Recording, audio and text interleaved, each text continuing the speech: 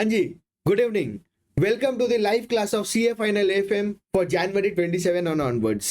I welcome you and thank you for choosing us and trusting on us. I assure you कि आपको दो चीज तो मिलेगा ये क्लास जब तक एंड होगा. पहला एएफएम के concept clarity and exam preparation जबरदस्त होगा. आप ऐसा बोलोगे सर जबरदस्त मिला क्लास, मस्ती भी करेंगे, सब कुछ करेंगे. सेकेंड इज क्यूरियस माइंडसेट, जो मेरा टैगलाइन भी है, क्यूरियस रहेंगे तभी तो बढ़ेंगे, राइट. मेरा एम ये है एफएम के साथ आपको लेके जाने का, आपको एक मैच्योर पर्सन बनाने का, एंड आप बहुत कुछ सीख के जाओ. बस एफएम नहीं, ओवरऑल भी कैसे सीए में क्या ऑपरेट होता है सब कुछ सीख के जाओ. This is my M. Second, मैं बता दूं थोड़ा मेरे बारे में, आपको पता ही है फिर भी लेट्स डू दैट. सो मैं अराउंड 21 से I am teaching CA and CFA, ठीक है. उसके पहले I was teaching 11 and 12 while I was preparing CA and CA foundation पढ़ाता था, राइट. उसके बाद after becoming CA along with the corporate job मेरे को लगा कि this is what I am looking for और दिस इज माय पैशन. तो मैंने स्टार्ट किया पढ़ाना, बराबर. So this is how it continued. And फिर मेरे को जब समझ आया कि yes this is what I want, then I converted into this full time. तो अभी मैं बस पढ़ाता हूँ आप लोग को, एंड आप लोग के लिए बस मैं समझता हूँ एंड एंजॉय करवाने का ट्राई करता हूँ. अगेन वन मोर थिंग, अगर आपको ओवरऑल क्लास में मान लो मैं कुछ समझा रहा हूँ नहीं समझ आए, बोलो सर रुक जाओ, सर समझा दो, फिर आगे बढ़ेंगे. आपका हक है आपको रोकने का. This is your duty and also the हक ऑल्सो, ठीक है. कोई भी दिक्कत है सर ये नहीं समझ रहा, रोको. ये नहीं 1 घंटे बाद बोलोगे, वो सेंस नहीं बनेगा, आपको ही नहीं बनेगा. जब मैं कुछ कर रहा हूँ सर ये बता दो ना, और एक बार रिपीट कर दो ना. This is word. और हम जूम कॉल पे है ही, अपना जो भी क्लास है अपना ऐप है. आपको कोई भी डाउट है अपना वीडियो ऑन कर लो, अनम्यूट कर लो, कुछ भी हो कोई दिक्कत नहीं, बोल सकते अपने, बराबर है. कोई रिस्ट्रिक्शन नहीं है, बस थोड़ा है बैकग्राउंड नॉइज को अपना क्लियर रखना, ठीक है. अगर कोई बैकग्राउंड नॉइज से अपने आप को म्यूट कर लो. एंड थोड़ा डेकोरम मेंटेन करना, ऑनलाइन क्लास है तो थोड़ा अपना डेकोरम मेंटेन करना, बराबर है. कोई दिक्कत बात नहीं है. चलो स्टार्ट करते हैं. हम आज क्या करेंगे सर, आज ये बता दो क्या करेंगे. आज हम बेसिकली ना ये चैप्टर एएफएम के बारे में थोड़ा समझेंगे. व्हाट इज एएफएम, भाई एएफएम का ऐसा हाइप क्यों है, एएफएम होता क्या है वो समझेंगे. एएफएम का पर्पस क्या है, क्यों सीए सिलेबस में दिया गया है, and little basics about AFM before we start for our main syllabus. Sir ये क्लास क्यों जरूरी है बाबू, इसलिए जरूरी है सो दैट आपको लगे नहीं ऐसा कि भाई क्यों मैं पढ़ रहा हूँ, समझ ही नहीं आ रहा है. जैसे मैं जब स्टूडेंट था या मैं बहुत स्टूडेंट से मिलता हूँ, सर एएफएम नहीं समझ आ रहा है, सर एफएम यार मस्ती नहीं आ रहा है, सर मैं एफएम बहुत हार्ड है, नहीं समझ आ रहा है. क्यों होता ना, बिकॉज आपको ये नहीं पता एफएम में क्लैरिटी है. जिस बंदे को पता चल जाता है वो एफएम को बहुत अगेन अप्रिशिएट करता है, लव करता है. अगेन हर एक टोटल, हर एक मान लो एग्जाम दे रहे 1 लाख बच्चे, उसमें सब 1000 बच्चे या 10,000 बच्चे ही होंगे जो एफएम को प्यार करेंगे, बिकॉज उनको वो क्यूरियोसिटी है या करना चाहता है. मेरा ऐसा मानना है हर स्टूडेंट ला सकते हैं. एक सीए हो तो आपको देखो जैसे ऑडिटिंग अकाउंटिंग आना चाहिए, वैसे फाइनेंस आना ही चाहिए. That is a compulsory. वरना हम क्या बोलेंगे भाई सीए बनकर हमें फाइनेंस नहीं आता, ऐसा बोलेंगे, नहीं बोलना अपने को, राइट. हमें बोलना भाई हमें आता है, बेसिक्स आता है, राइट. हम ऑब्वियसली एफए में 100% सब कुछ नहीं सीखेंगे, बट फिर जब क्यूरियस माइंड से रहेगा वही काम करेगा ना, कि नया कुछ सीख पाओ, right. So this is my goal, ये मेरा गोल रहेगा. आपको कुछ बोलना है तो मैं 2 मिनट के लिए रुकता हूँ, फिर will continue. Anything you want to say, yes, anything you want to say, no, ठीक है. लेट्स देन आज हम क्या करेंगे ये समझा देते. एएफएम के बारे में समझाऊंगा. Second, what is the syllabus, what are the chapters we have to do. Third is exam pattern, exam में कैसे लेंगे, एग्जाम का पैटर्न क्या, क्वेश्चन पैटर्न. अगेन आई आपको पता ही होगा, फिर भी I am repeating because I agree और आई नो कि आपका सीए फाइनल का फर्स्ट पेपर है, because normally AFM first subject होता है लेने के लिए. And fourth is the basics, आज चैप्टर का बेसिक्स करेंगे. और एक बात आपको ये भी पता होगा, जनवरी 26 में एएफएम का पेपर एवव एवरेज था, बहुत ज्यादा एवव एवरेज, राइट. तो अगर एवव एवरेज था बट रिपीटेड सम्स करने से या इंपॉर्टेंट सम करने से पास हो जाओगे, नो गारंटी. आपने देखा ही होगा. And January 26 overall papers hard थे, इंटर में भी फाइनल में भी. सो प्लीज मेक श्योर आपका क्लैरिटी कंसेप्ट का, कोई भी सब्जेक्ट पढ़ो, नॉट ओनली एफएम, कोई भी सब्जेक्ट पढ़ो आपको क्लैरिटी होना चाहिए. That is very very much in right now, ठीक है. हो सकता है अगला पेपर इजी आ जाए, आई डोंट नो. हो सकता है May 26 is very easy compare to January 26. हो सकता है मे 27 भी हार्ड, या नवंबर 27, सॉरी सितंबर 27 भी इजी आ जाए 26, बट जनवरी 27 हार्ड आ सकता है. You never know, right. हमारे टर्म पे अगर हार्ड आ गया तो क्या होगा. जैसे आपको पता है 2020 प्री कोविड या पोस्ट कोविड में 2020-21 में जो एग्जाम पेपर्स थे दैट वर प्रीटी हार्ड, ठीक है. उसके बाद पेपर्स इजी आने लगे कुछ, फिर ICI is back in form. So हमें ये नहीं करना, हमें कंसेप्ट करने हैं, एमसीक्यू सही से करेंगे बराबर, और हमारा हो जाएगा. ऐसा कोई बात नहीं कि हमारा नहीं हो पाएगा, बहुत ईजी है, आपको पता ही है, मैं हूं आपके साथ. सेकेंड, एंड तक भाई आप लोग को कोई भी डाउट है आई विल बी देयर, कोई दिक्कत नहीं है, 10 बार पूछो चलेगा। तो चलो लेट्स स्टार्ट, अभी थोड़ा सा इंट्रोडक्शन हो गया, हम स्टार्ट करते हैं। एफएम का फर्स्ट मेरे को ये जानना है, सर एफएम पढ़ना क्यों, ये तो बताओ।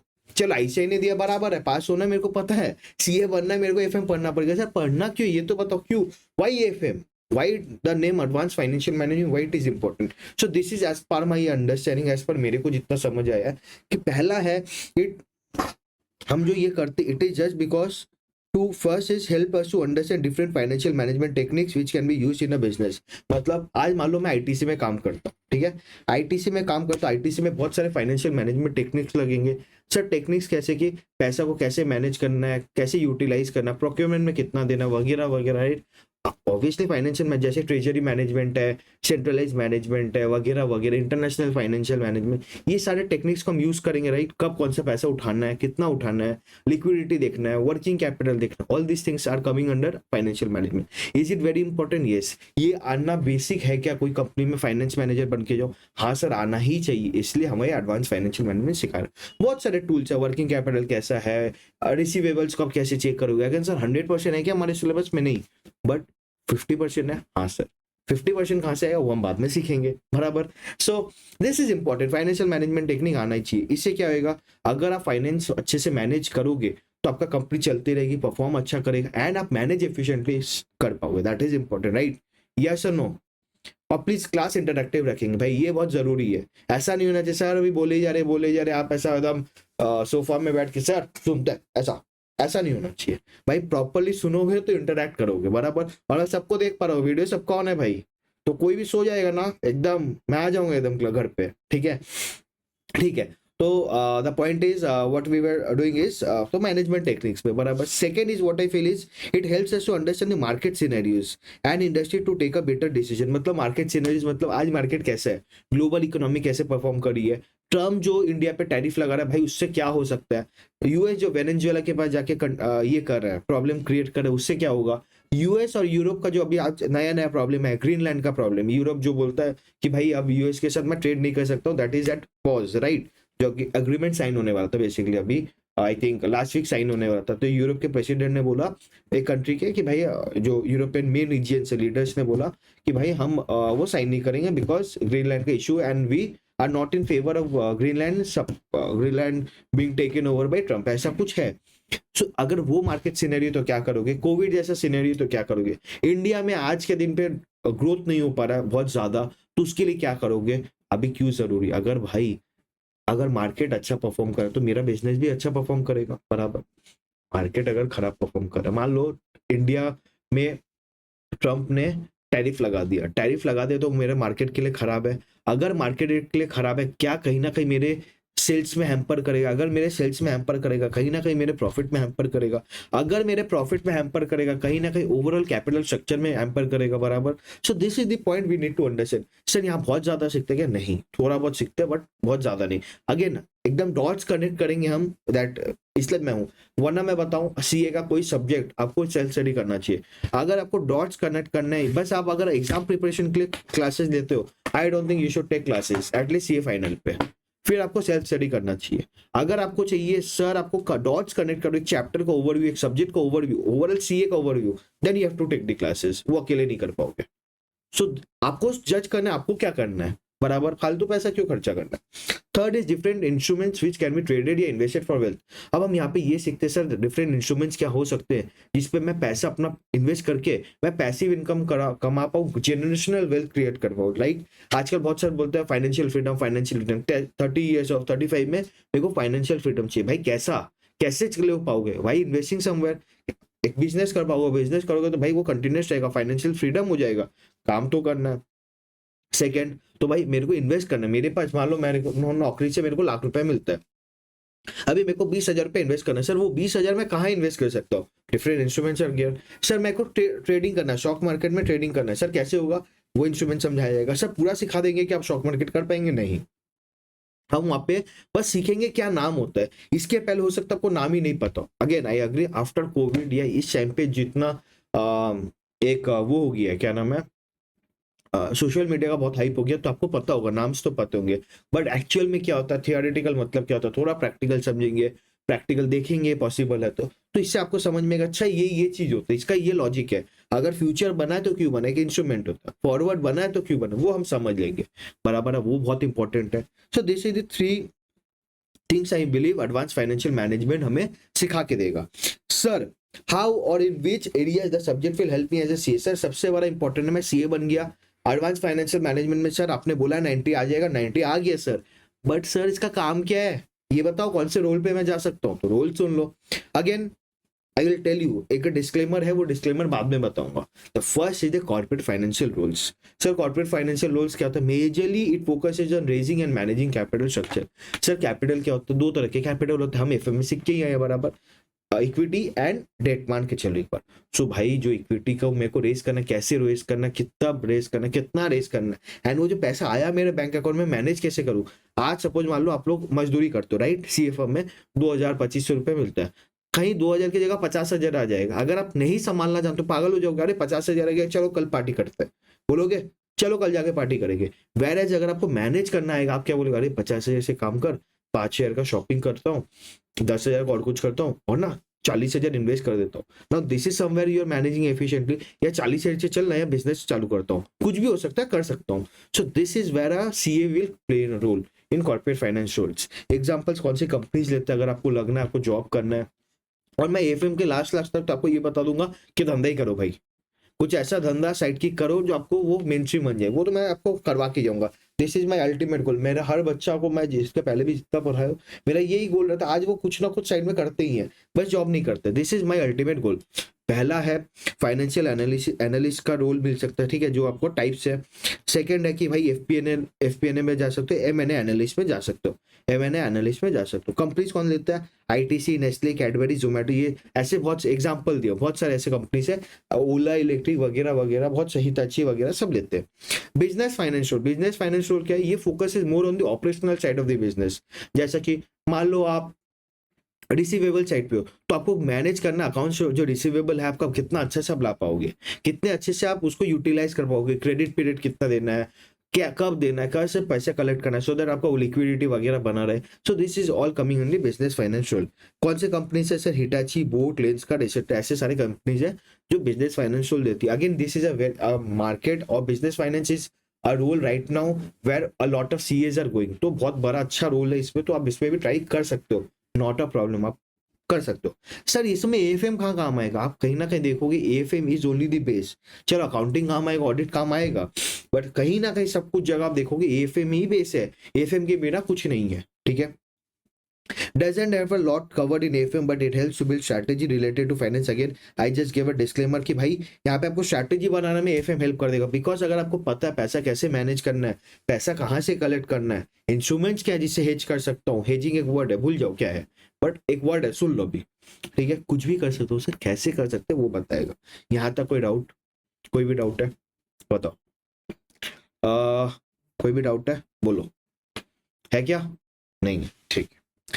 थर्ड थर्ड रोल, अगेन ये तो क्रीम रोल है, यहीं से मैं आया हूँ कहीं ना कहीं, ठीक है। इन्वेस्टमेंट बैंकिंग में जा सकते हो, प्राइवेट इक्विटी में भी बहुत, अगेन रैंकर्स को लेते हो, ठीक है। मैनेजमेंट कंसल्टेंसी में जा सकते हो, बराबर, जैसे नंदिनी अग्रवाल है वगैरह, अभी आप मान लो इसके पहले कौन गया था, बहुत जन ऐसे जीपीओ भी रैंकर्स से उनको मिलता है, बराबर। सर रैंकर्स को मिलता है, रैंकर्स के बिना नहीं मिलता, यस रैंकर्स को टॉप 3 कंपनीज में मिलता है, बाकी अगर नॉन रैंकर्स आप जा सकते हो मिड साइज फर्म में, बुटीक फर्म से मिल सकता है। रूल्स क्या हो सकते, ये क्या करते हैं मेजरली, कंपनी को वैल्यू करना सिखाते हैं, ये वैल्यू करना कंपनी को यहाँ फोकस करते हैं for investment purpose and all those thing, by side sell side होता है, भूल जाओ उसको क्या है। देखो कुछ कुछ वर्ड मैं बोलूंगा बोल के निकल जाऊंगा, कुछ कुछ वर्ड है जहाँ पे रुकूंगा जरूरी जाऊंगा वहां मैं रुक जाऊंगा, कोई दिक्कत नहीं है। तो focus on valuing a company, या फिर एमएनए मर्जर एंड एक्विजिशन के लिए, या फिर फाइनेंशियल मॉडलिंग सर क्यों करेंगे, अगेन वही, मेरे को कंपनी को वैल्यू करना है या उसके आगे कुछ सोचना है, ठीक है। रोल्स कैसे हो सकते हैं सर, एक इन्वेस्टमेंट एंड बैंकिंग रोल मिल सकता है, एक प्राइवेट इक्विटी एनालिस्ट बोल सकते हो। कौन से कंपनी से लेते थोड़ा ये भी बता दो, जेपी मॉर्गन है, यूबीएस है, गोल्डमैन सैक्स है, केकेआर है, बेन है, बार्कलेज है, बहुत सारे ऐसे कंपनीज है, ठीक है, वेल्स फार्गो है, ये लोग सब लेते हैं, majorly JP Morgan, Barclays and Goldman सैक्स लेते हैं इन्वेस्टमेंट बैंकिंग फ्रंट रोल्स पे, बराबर। केकेआर अगेन प्राइवेट इक्विटी वो लेता है, आपको प्राइवेट इक्विटी एनालिस्ट अगेन सी रैंकर्स को लेते हैं बराबर, नॉन रैंकर्स को it is very tough. But again फिर भी कुछ भी अगर आप बहुत अच्छे से कुछ करो, जो हम आस्ते आस्ते प्रैक्टिकली सीखेंगे, how to write in LinkedIn and all those things also, फिर आपको लगेगा अरे सर कुछ तो हो ही सकता है, एटलीस्ट ट्राई तो कर ही सकते हैं। मिला नहीं मिला अलग बात है बराबर, पर ट्राई तो करे, that is important. Second, Ben Ben आपको पता ही है, मैनेजमेंट कंसल्ट नहीं पता तो मैनेजमेंट, ये बोला नहीं पता, ठीक है, मैनेजमेंट कंसल्टिंग एक फर्म है, ठीक है, बेन बराबर। लास्ट सबका फेवरेट सर, स्टॉक मार्केट में ट्रेडिंग और इन्वेस्टिंग कर सकते हैं, सीख सकते, थोड़ा तो मेरे को सिखाई देगा स्टॉक मार्केट में ट्रेडिंग कैसे किया जाता है, बेसिक्स बता देगा अगर मेरे को कुछ नहीं पता है। इससे लोगों का, आधे लोगों का इंटरेस्ट जगता है, ठीक है। इतना समझ में आया रोल्स, यहाँ तक कोई डाउट? कॉर्पोरेट फाइनेंस पे जा सकते हैं, business finance, again this are the top roles where you can go. Sir इसके बाद और कुछ कर सकते, भाई सबसे बड़ा रोल है, धंधा कर सकते हो। एफएम सीखने के बाद पैसा सीख गए, एफआर में अकाउंटिंग सीख गए, ऑडिट में स्केप्टिसिज्म सीख गए, लॉ में लॉ सीख गए, और क्या बच्चा हो गया, और टैक्स में टैक्स सीख गए, टैक्सेशन कैसे करना है, बस काम खत्म, एक धंधा खोलो। सर सी एफएम एनफ है क्या सबके ये सारे रोल्स के लिए या क्रीम रोल्स के लिए? No, it is not enough, but it lays a strong foundation. This is what I believe, and many of the people who have gone to the corporates, they believe because of AFM only उन्होंने कर पाया। Why? I will just give you an example. जब आप interview दोगे ना, आपको देखोगे ये सारे रोल्स में मैक्सिमम एएफएम के क्वेश्चंस पूछे जा रहे हैं, प्लस फिर केस स्टडी पूछा जाएगा, बराबर है। तो केस स्टडी में भी हम थोड़ा बहुत तो अपने रेडी कर ही लेंगे अपने आप को, क्वेश्चन जब करें, बराबर। सो दिस अगेन सिलेबस में है क्या? सर नहीं है, वो मेरा एक्स्ट्रा आपके लिए। आई डोंट वांट कि बस मैं आपको पास करवाऊं, पास तो हो जाओगे भाई, कुछ और भी करना है हमें, वो कुछ और करने के लिए आप मेरे पास आए हो, एंड आई गारंटी यू वो हो जाएगा अपना, ठीक है। With this you should develop practical skills, बस एफएमसीए बनने से नहीं होगा, प्रैक्टिकल स्किल्स चाहिए। सर वो कहाँ से मिलेगा? Start reading newspaper. सर कौन से न्यूज़पेपर पढूं? अब वो देखो, मिंट पढ़ लो, इकोनॉमिस्ट पढ़ लो, वर्ल्ड स्ट्रीट जर्नल पढ़ लो, ये मेन का सब्सक्रिप्शन ले लो, 3 3.5 4 हज़ार रुपये लगता है साल का, कोई दिक्कत नहीं है। नहीं लेना, आपको पता ही है अदर सोर्सेस कहाँ से लेना है। और क्या करो? और कुछ नहीं, बस ये कर लोगे बहुत काफी है। रिपोर्ट्स पढ़ो, रिसर्च रिपोर्ट्स पढ़ो, मैगजीन्स बहुत सारे आते हैं, इकोनॉमिक्स के मैगजीन्स आते हैं वीकली, और बहुत सारे राइटर्स ऑथर्स है जो वीकली मैगजीन्स देते हैं, उनका ले लो। सुचेता दलाल का एक कोई मैगजीन है वो ले लो। So this is very important, आपको सीखने मिलेगा। प्लस अगर पॉसिबल है, पैसा दे पाओगे, टाइम दे पाओगे, या आपको लगता है मेरे को सच में फाइनेंस में इंटरेस्ट है, देन सीएफए कर लो। सर मैं पढ़ाता हूँ बोल के बोल रहा हूँ, नहीं, मेरे से पढ़ना जरूरी नहीं है, बट अगर आपको फाइनेंस में इंटरेस्ट है, please go and do CFA. Sir CFA सब कोई करे उससे, भाई आपको जॉब लेने के लिए सीएफए नहीं करना है, आपके नॉलेज को एनहेंस करने के लिए सीएफए करना है। सर पढ़ाई जरूरी क्यों? डिग्री, डिग्री के लिए भी नहीं करना है, आपको वो स्ट्रक्चर्ड नॉलेज मिलेगा। बाकी आप अगर विदाउट डिग्री जाओगे, थोड़ा अनस्ट्रक्चर्ड है, यहाँ पे स्ट्रक्चर मिल जाएगा, बस यही डिफरेंस, और कोई डिफरेंस नहीं है। समझ आया क्या? ठीक है, इतना समझ आया। This was the foundation. Now let's come to the syllabus, main thing. हमें ये अगेन इंस्टीट्यूट के नंबरिंग नहीं है, मेरे नंबरिंग है। कैसा समझते हैं?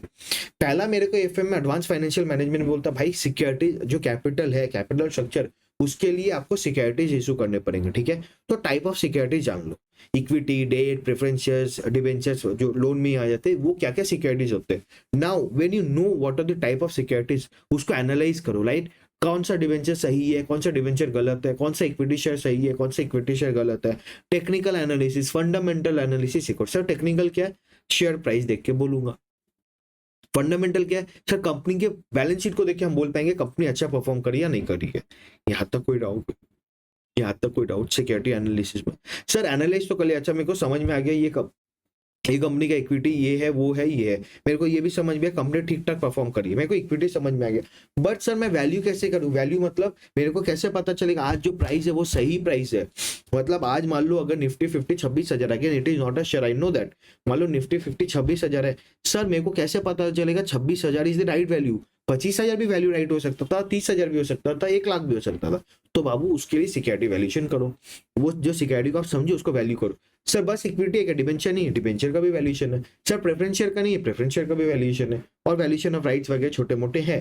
तो ओवरऑल समझ में आया, पहले मैं सिक्योरिटी को एनालाइज करूँ, कौन सा security, what is the security, what are the types of security, क्या होता है सिक्योरिटी, फिर मैं उसको वैल्यू करूँ, बराबर।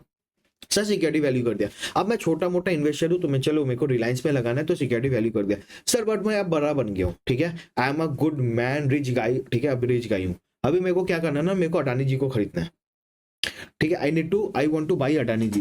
तो अगर मेरे को अडानी जी को खरीदना है, अभी मेरे को अडानी जी को खरीदना है, ठीक है, तो अब मेरे को मान लो अडानी जी को खरीदना है, ठीक है। तो अब अडानी जी को मान लो हमको जब खरीदना है, तो भाई मैं अडानी का सिक्योरिटी खरीदूंगा क्या? नहीं, मैं अडानी को पूरा कंपनी खरीदना चाहता हूँ। तो मैं अगर पूरा कंपनी का अडानी का खरीदना चाहता हूँ, क्या बस मेरे को इक्विटी का एनालिसिस कर लेने से हो जाएगा क्या? नहीं, मेरे को ओवरऑल बिजनेस को एनालाइज करना पड़ेगा कि भाई अडानी एज अ होल, मान लो अडानी एनर्जी को खरीदना है, Adani energy as a whole as a company कैसी है वो मेरे को देखना पड़ेगा।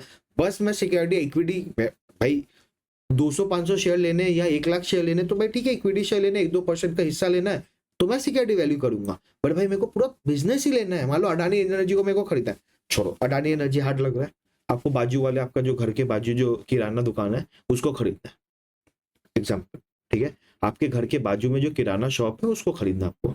अब उसको खरीदने जाओगे, आप क्या देखोगे? कंपनी क्या देखोगे कि भाई वो प्रोडक्ट्स कैसे बेचते हैं, उसका सेल कैसे होता है, उसका रिलेशनशिप विद द होलसेलर्स कैसा वगैरह देखोगे। तो जब आप ये देख लो कंपनी ओवरऑल बिजनेस वैल्यूशन, उसका ब्रांड क्या वगैरह देखोगे, तो भाई जब ये मैं देख रहा हूँ, क्या ये मेरा बिजनेस वैल्यूशन है? हाँ या ना? हाँ या ना? यस सर है। समझ आया? तो सिक्योरिटी वैल्यू कब करूंगा? जब मेरे को बस इन्वेस्टमेंट करना है, छोटे मोटे इन्वेस्टमेंट, 1-2%, 3%, 4% मेरे को लेना है, मैं बस उसके इक्विटी शेयर्स लेना चाहता हूँ या प्रेफरेंस शेयर्स लेना चाहता हूँ या डिवेंचर्स, तो मैं सिक्योरिटी वैल्यूशन करूंगा। जब मैं पूरा धंधा को, पूरा कंपनी को उठाना चाहता हूँ, खरीदना चाहता हूँ, तब मैं बिजनेस वैल्यूशन करूंगा। बराबर सर, बिजनेस वैल्यूशन तो कर लिया आपने, दो चीज हो सकती है, एक मैं खरीदना चाहता हूँ, वो तो बिजनेस वैल्यूशन में आ गया, आएंगे एडवांस कैपिटल बजटिंग में भी आएंगे, आएंगे बाबू रुक जा, आएंगे। सेकेंड है भाई, मेरे को एमएनए करना है। एमएनए सर, मान लो मैं अडानी एनर्जी हूँ, ठीक है, और रिलायंस एनर्जी है, चलो छोड़ो, हाँ ठीक है, अब अडानी एनर्जी और अंबा रिलायंस एनर्जी। अडानी एनर्जी को लगता है मेरे को रिलायंस एनर्जी को खरीद लेना चाहिए, नहीं होगा, आई नो दैट। अरे मत बोलो मत बोलो, नहीं होगा, पता है।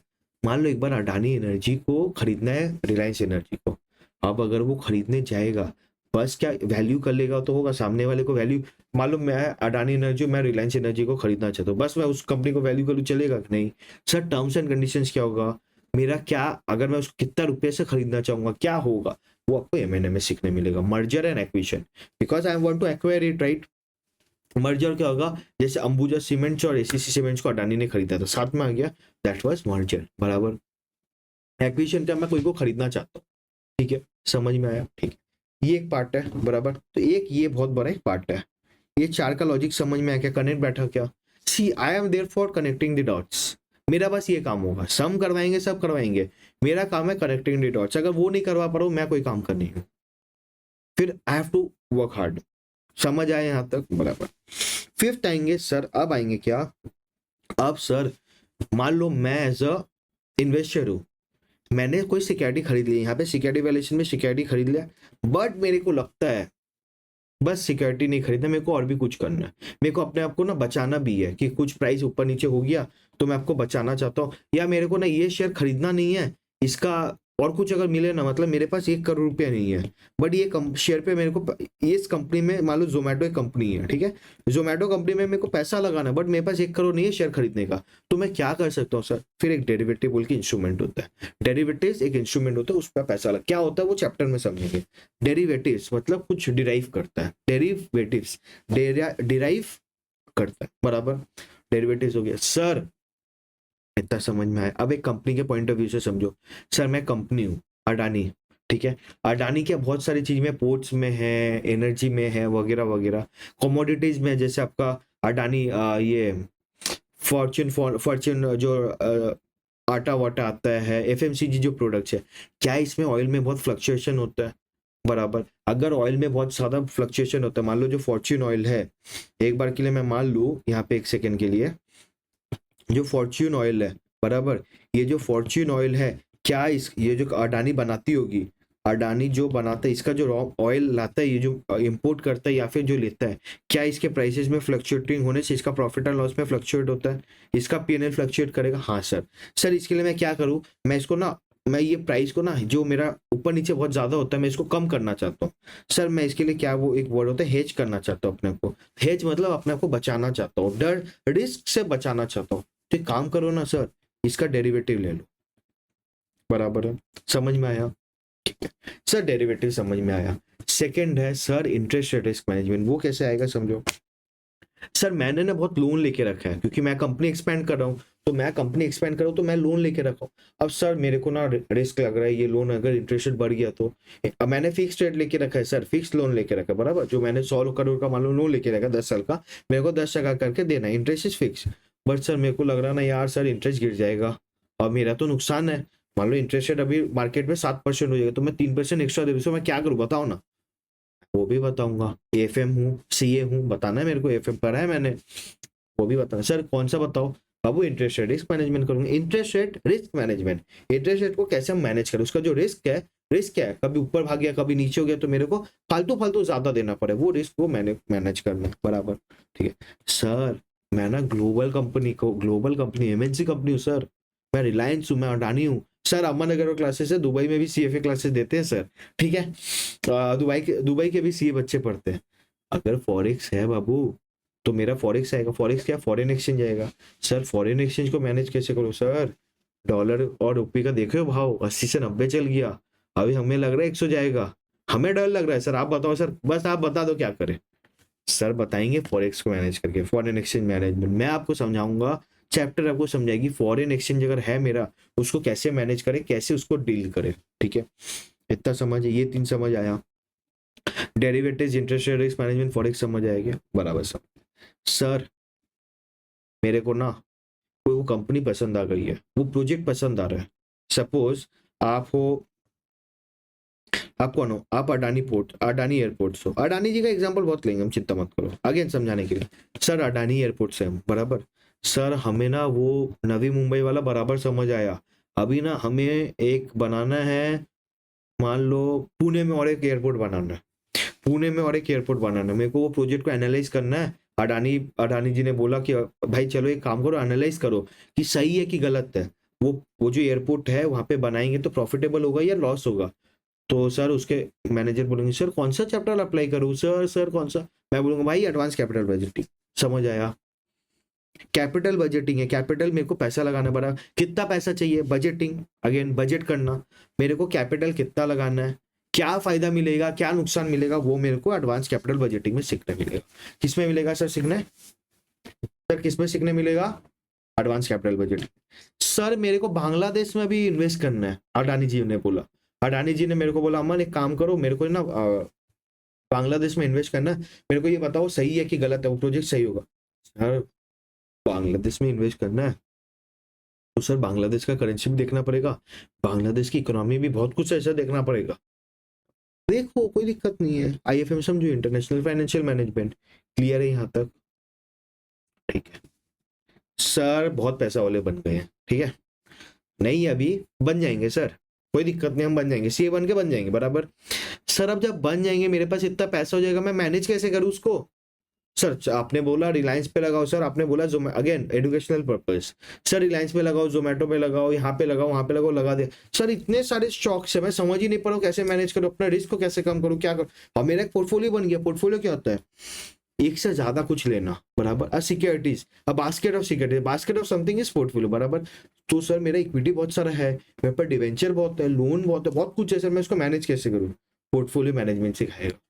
ठीक है, फिर म्यूचुअल फंड सही है सर, आपको डायरेक्ट इन्वेस्टिंग नहीं करना चाहिए था, आपको म्यूचुअल फंड में इन्वेस्ट करना चाहिए था, वो भी सिखाओ ना सर, कैसे म्यूचुअल फंड पे एनालाइज करते हैं, म्यूचुअल फंड कौन सा लेना चाहिए नहीं लेना चाहिए, कब लेना चाहिए, म्यूचुअल फंड सिखा देंगे। सर आप तो शुरू से बोल रहे हो बिजनेस करने हैं, बोल रहे हो ना सर बिजनेस बिजनेस, देखो सर स्टार्टअप में कैसे पैसा लगाता है, स्टार्टअप क्या होता है सिखाओ ना, सिखा देंगे स्टार्टअप भी बराबर।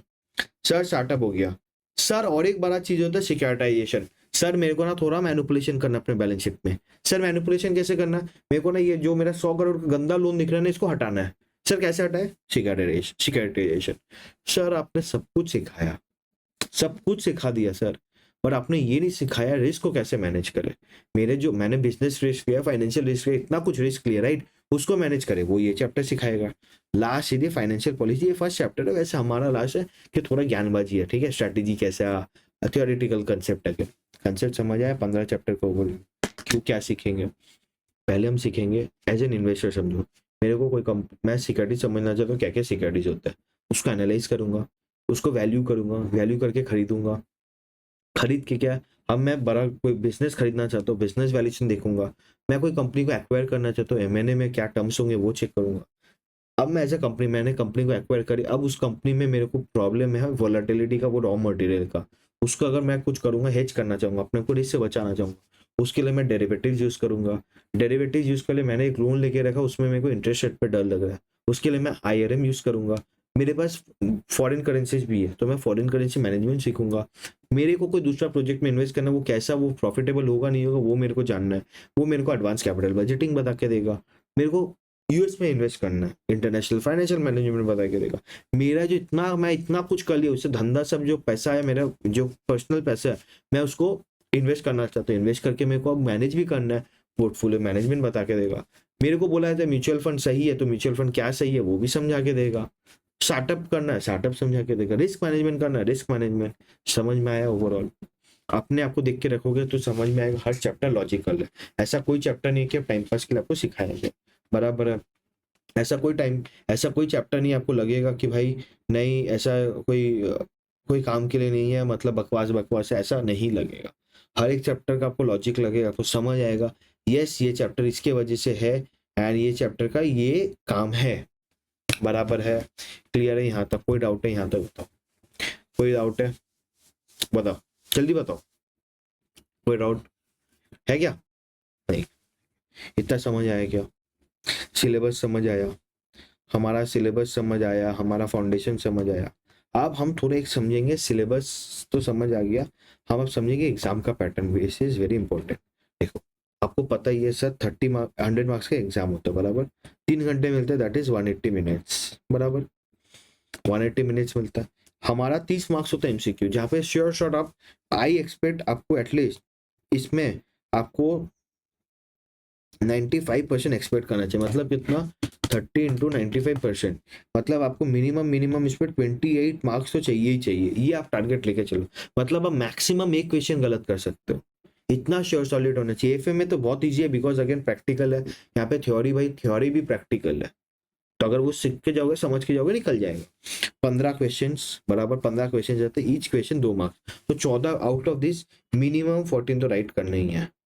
सर पॉसिबल है क्या? मैं करके आया था, पॉसिबल। मेरे बच्चे करके आते हैं, पॉसिबल है, ठीक है। एंड हो जाए भाई, लोग का होता है, मेरे छोड़ो, हर लोग का होता है। अगर करना है तो कर लोगे।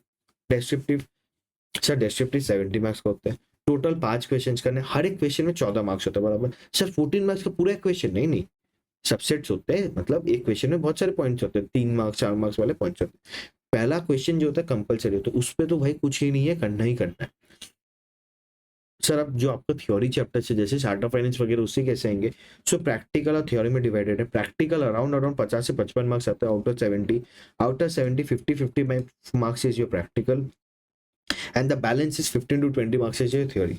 सो भाई मेरे को तो ये चाहिए, ये अगर 15 मार्क्स इसमें है, इसमें मिनिमम 80% चाहिए, बराबर। तो 15 का 80% भी मैं पकड़ूं तो 12 मार्क्स तो इधर मेरे को चाहिए चाहिए। इसका मेरे को एटलीस्ट 50% चाहिए, तो 25 आ गया। तो मिनिमम ये मैं बोल रहा हूँ, तो देखो ना, 28 25 और 12 हिसाब कर लो। 28 28 25 और 12 65, ठीक है। तो मैंने तो आपको पहले ही बताया था, मैं आपको एग्जामिनेशन के लिए बोल ही नहीं रहा हूँ। मेरे को पता 65 तो मिनिमम है एफएम में आना। भाई मैं ज्यादा एक्सपेक्ट नहीं कर रहा हूँ, 25 से 50% तो एक्सपेक्ट करूंगा ही। 50 मार्क्स में 50%। थ्योरी तो कुछ भी, इस बार भी जो थ्योरी है क्या गलत आया? भाई आपको बोला था क्या स्ट्रेट लाइन एक क्वेश्चन पूछ लेगा, दे देंगे। एक प्रैक्टिकल बोला, उसमें थ्योरी बोल दी, इजी था। देखो थ्योरी मैं नहीं बोलूंगा हार्ड था, हाँ थोड़ा बहुत वेग आप बोल सकते हो, पर हार्ड नहीं बोलूंगा। आप लिख के आ सकते हो, इसलिए मैंने 3 मार्क्स हटाया यहाँ पे। अरे 80 नहीं 70% आएगा, बराबर। समझ आया? सर एमसीक्यू, भाई एमसीक्यू हो जाएगा। एमसीक्यू में एक खाली क्वेश्चन पे, वो भी एमएनए वाले क्वेश्चन पे थोड़ा बहुत था, और एक क्वेश्चन पे था, दो तीन, वही बोलो 15 में 3 क्वेश्चन में ऐसा मेरे को लगा कि थोड़ा, मतलब अगेन बहुत लोग ने कर लिया, जिसको थोड़ा ज्यादा दिमाग था उनको डाउट लगने लगा, जो ज्यादा दिमाग नहीं लगा उनके लिए सही था। 65 तो आना ही चाहिए एफएम में भाई। आप भी हमने बात की 65 आना ही चाहिए, तो अब तो हम एम कर रैंक का, हम एम करेंगे 90 मार्क्स का, तब तो मेरा 65 तो टारगेटेड है। 65 तो मिनिमम मेरा पासिंग स्कोर है, 40 नहीं है, मेरे को 65 चाहिए। समझ आया? होगा क्या सर? हमारे साथ तो होगा, हो जाएगा। ठीक है, अब इंस्टीट्यूट के हिसाब से स्किल वेटेज कर लेते हैं। Again before this I will tell you, मेरे को ऐसा लगता है प्रॉफिट एबीसी एनालिसिस जो होता है, again it is very good, ठीक है, जो देते हैं बहुत सही है, देना ही चाहिए, उनके लिए सही है, उनके बच्चे के लिए काम आता है, अग्रीड है, बहुत लोगों को फायदा मिलता है। मेरे को ऐसा लगता है एबीसी बोल के कुछ नहीं होता है, होना नहीं चाहिए एटलीस्ट। इंस्टीट्यूट ने स्किल वेटेज दिया, बहुत दिमाग दिया, समझ के काम कर लेंगे। सर इंपॉर्टेंट, आप जनवरी 26 में इंपॉर्टेंट हो गया, आप बोलोगे सर एक ही अटेम्प्ट, तो भाई आपका अटेम्प्ट ही इंपॉर्टेंट है, आपको 10 अटेम्प्ट थोड़ी देना है कि चलो चलो सर मैं एबीसी से अभी कर लेता हूँ, नहीं होगा दूसरे अटेम्प्ट में मैं एबीसी नहीं करूंगा, इंपॉर्टेंट क्वेश्चन नहीं करूंगा। जो देते हैं उनका कोई गलती नहीं, अगेन जो भी देते हैं, कोई भी सब्जेक्ट का देता है, मैं उनको तो कभी बोलूंगा ही नहीं आप क्यों देते हो। हम बच्चे मांगेंगे तो देंगे, अगर मेरे से भी अभी 1000 बच्चे मांगेंगे मेरे को बाई फोर्स देना पड़ेगा, बट आपको समझना पड़ेगा बाबू, एबीसी एनालिसिस जो इंपॉर्टेंट क्वेश्चन हो, मान लो आपको दे दिया गया, आपको भी हम कैसे देंगे, अगर कोई देता भी कैसे देखते हैं, हिस्टोरिकल को चेक करके देता, बराबर हिस्टोरिकल 5-7 साल में कैसा है पेपर दे देगा। भाई आपको क्या पता सीए में नेक्स्ट पेपर क्या होगा, ये 11-12 का एग्जाम थोड़ी है कि स्कूल वाले टीचर ने इंपॉर्टेंट मार्क कर दिया वहां से क्वेश्चन आएगा, नहीं है सर, आ भी सकता है नहीं भी आ सकता, तो मैं क्यों आएगा वो सोचूं, मैं नहीं है, आप भी तो हो सकता है, ऐसा तो नहीं मेरे को बार बार। अभी जो सोचो, मान लो जनवरी 26 में जो बस इंपॉर्टेंट क्वेश्चंस करके गए हैं, 80% ऑफ द बच्चे को अगर ग्रेस मार्क्स हटा देते हैं, क्या होगा नहीं पता, बच्चे फेल हो जाएंगे, क्यों, बस इंपॉर्टेंट सर, अभी बच्चे का ही गलती है सर, इंपॉर्टेंट इंपॉर्टेंट इंपॉर्टेंट। अब आपका एक क्वेश्चन है सर पेपर खत्म नहीं होता है, हम रिवाइज कैसे करें, बाबू strategy, strategy, that is where see आपको टीचेस अस, नहीं तो सीए में कुछ खास नहीं है, फिर सीए आपको ये सब चीजें सिखाता है, सी आपको स्ट्रैटेजी बनाना सिखाता है, इफेक्टिव स्ट्रैटेजी, टाइम मैनेजमेंट सिखाता है, वो इंपॉर्टेंट है जो भी है। तो मेरे को ऐसा लगता है स्किल वेटेज से दे जाएंगे, इंपॉर्टेंट नहीं बोलूंगा मैं, बट मैं बोलूंगा ये ज्यादा कर लोगे ना यहाँ पे मार्क्स मिल जाएगा, that I can say that, ठीक है। तो कहीं ना कहीं मैं बताता हूँ इंस्टीट्यूट का वेटेज है, मैंने कुछ नहीं किया, financial policy, risk management, advance capital budgeting, institute बोलता 8 से 15% आएगा। सेकंड है security analysis, security valuation, portfolio management 20 से 30%, ये वाला 20 से 30%, ठीक है, एंड ये वाला 20 से 30%, 20 से 25, and business valuation, MNA, charter finance, ऐसा दिया हुआ है। मेरे को ऐसा लगता है अगर आप, again this is my take, ठीक है, जितना मेरे को समझ आया है इंस्टीट्यूट का पेपर्स, ठीक है, ये वाला, ये जो ये 20-30% है, ये वाला और ये कर लोगे, that is 40-50% of the syllabus super solid कर लोगे, मैं मान के चलता हूँ, ठीक है, ये जो 50% है, 20-20-40 एकदम मिनिमम है, ये 40% से 50% है, 50% ऑफ द सिलेबस कर लोगे, इसमें मान के चलो तो 40 मार्क्स का क्वेश्चन आया, भाई 40 मार्क्स का अगर क्वेश्चन आया, ये 40 में मेरे को 38 तो चाहिए, 38 तो चाहिए, बचा 65 से मैं 38 माइनस कर दिया, मेरे को बैलेंस बचा 27। भाई 27 तो मारा मारी नहीं है, मैं कर लूंगा, मैं समझा रहा हूँ आपको, अगर आपको कुछ इंपॉर्टेंट चाहिए मैं वो लॉजिक समझा रहा हूँ, ये बोलो कि सर आप कॉन्ट्रेडिक्ट करो, अभी तो आप 65-90 बोल रहे थे, भाई जिसको चाहिए उसको समझा रहा हूँ, ये मतलब 0.2, 3 और 5 ये तीनों भाई अगर कर लिया आपने, मिनिमम 50-50 हो गया बराबर। अब आते हैं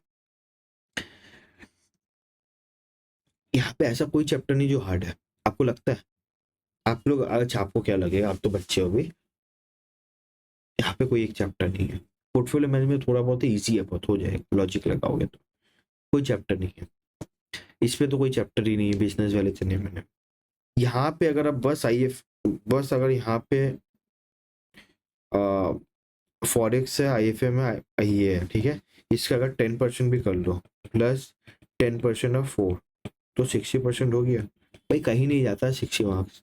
फॉरेक्स सबको हार्ड लगता है, चलो मैं फॉरेक्स अगर स्किप भी कर दिया, आईएफएम आईआरएम में 20% है, मैं बोलूंगा 5 से 7% तो आएगा, 7-8 मार्क्स तो आ ही जाएगा आईएफएम आईआरएम से, उसको टान लो, 40+8 48 मार्क्स आ गया, भाई और क्या चाहिए, पास हो गए, पास का तो निकल गया, उसके बाद करो मेहनत, अगर आपको बस पास चाहिए तो 48 है, आपको बस, आप बोलोगे सर इसमें भी मेरे को इंपॉर्टेंट चाहिए, नॉट पॉसिबल, मेरे पास तो नहीं है भाई, मैं ये नहीं बोल पाऊंगा इस चैप्टर में, आईएफआरएन छोटा चैप्टर है, आईआरएम छोटा चैप्टर है, बिजनेस वैल्यूएशन एमएनए बहुत छोटा है, वो यहाँ पे एक सबसे बड़ा चैप्टर एक ही है, that is portfolio management. Derivatives में क्या इंपॉर्टेंट मैं बोलूँ, एडजस्टमेंट, वेग, एम्बिग्यूअस, नहीं समझ आ रहा है वो अलग बात हो गया, पर चैप्टर में मेरे पास और कुछ नहीं है बोलने को, अगर आप बोलोगे तो जबरदस्ती मेरे को इंपॉर्टेंट क्वेश्चन हिस्टोरिक देख के, वो तो मैं अभी बता दूंगा आपको, अभी बोलो ना चलो क्लास ही नहीं करना है, फिर मैं आपको बताता हूँ, मैं अभी आपको इंपॉर्टेंट क्वेश्चन बता देता हूँ, वहां से क्वेश्चन चाहिए 40 मार्क्स, तो 40 मार्क्स तो आएंगे, इतना मेरा गारंटी भाई, उसके मैं उससे ज्यादा गारंटी, मेरे पास उतना हिम्मत नहीं है मैं गारंटी ले पाऊंगा, 40 मार्क्स का गारंटी लेता हूँ, 40 मार्क्स आ जाएंगे। 40 मार्क्स चाहिए क्या? तब क्लास छोड़ दो, नहीं चाहिए ना, 40 मार्क्स से नहीं होगा बाबू। एफएम इसलिए बस, ये इसलिए तो नहीं बनने पास होने के लिए, डिग्री घर पे टंगा हुई क्या भाई, ऐसे लोग बहुत घूमते हैं, कोई फायदा नहीं होता, देख लो बस, ये मेरा मानना है। अभी आप आ गए हो तो मेरे को I can tell you anything, because I know आप सुनोगे मेरा बात बराबर, जो नहीं सुनते उनको तो मैं क्या बोलूँ, बट आई नो अगेन, मैं इतना जन में हो सकता है 2-4 जन ही सुने, मेरे लिए वही काफी है, अगर सब सुन लेंगे तो मेरे लिए तो I am grateful for you, ठीक है, I am sorry grateful to you, ठीक है। स्टार्ट करें थोड़ा, अब चालू कर ले, सर 40 मिनट आपने ये बोला है बराबर, सो दिस वाज अगेन, हर दिन तो नहीं होगा, बस यही है, आज मेरे को समझाना था तो मैंने आपको समझा दिया बराबर। Now let's start with the basics. Sir basics क्या है ये समझो, क्या चीज का, कुछ बेसिक्स हमें चैप्टर में करना पड़ेगा, उसके पहले आपको सबको, आपको बुक मिला है जो जो है, ठीक है, आई गेस आई नो सबको बुक नहीं मिल पाया है, मैं डिस्पैच करो, थोड़ा टाइम दो मेरे को, ठीक है, हो जाएगा, बुक डिलीवर हो जाएगा, तो don't worry. This is our book again, ठीक है, हम आप जिसको जिसको बुक नहीं मिल रहा है तो आप देख सकते हो, ये अपना, ये तो कुछ नहीं है, ये सब हटाओ, ये इस पे सारे कंसेप्ट है बराबर, सारे कंसेप्ट में 15 चैप्टर्स के मैंने कंसेप्ट डाले, हम बेसिक से आज चालू करेंगे, बेसिक में मैंने कुछ डाल के रखा है, कुछ समझाने का है, फॉर्मूला इसमें दिया हुआ है, जैसा देखो यहाँ तक फॉर्मूला दिया हुआ है, फिर सिक्योरिटी एनालिसिस है, ये सब ये सारे ड्राइंग मैंने ही बनाए हैं, ठीक है, ये जितने भी ग्राफ्स है सब, ये चार्ट वगैरह मैंने नहीं बनाया, वो तो स्क्रीनशॉट लिया मैंने डीमैट अकाउंट मेरे ट्रेडिंग व्यू वगैरह से, पर मैक्सिमम है फॉर्मूला, चलो इससे बाद में चैप्टर वाइज आएंगे, देख चैप्टर 1 समझेंगे, ठीक है।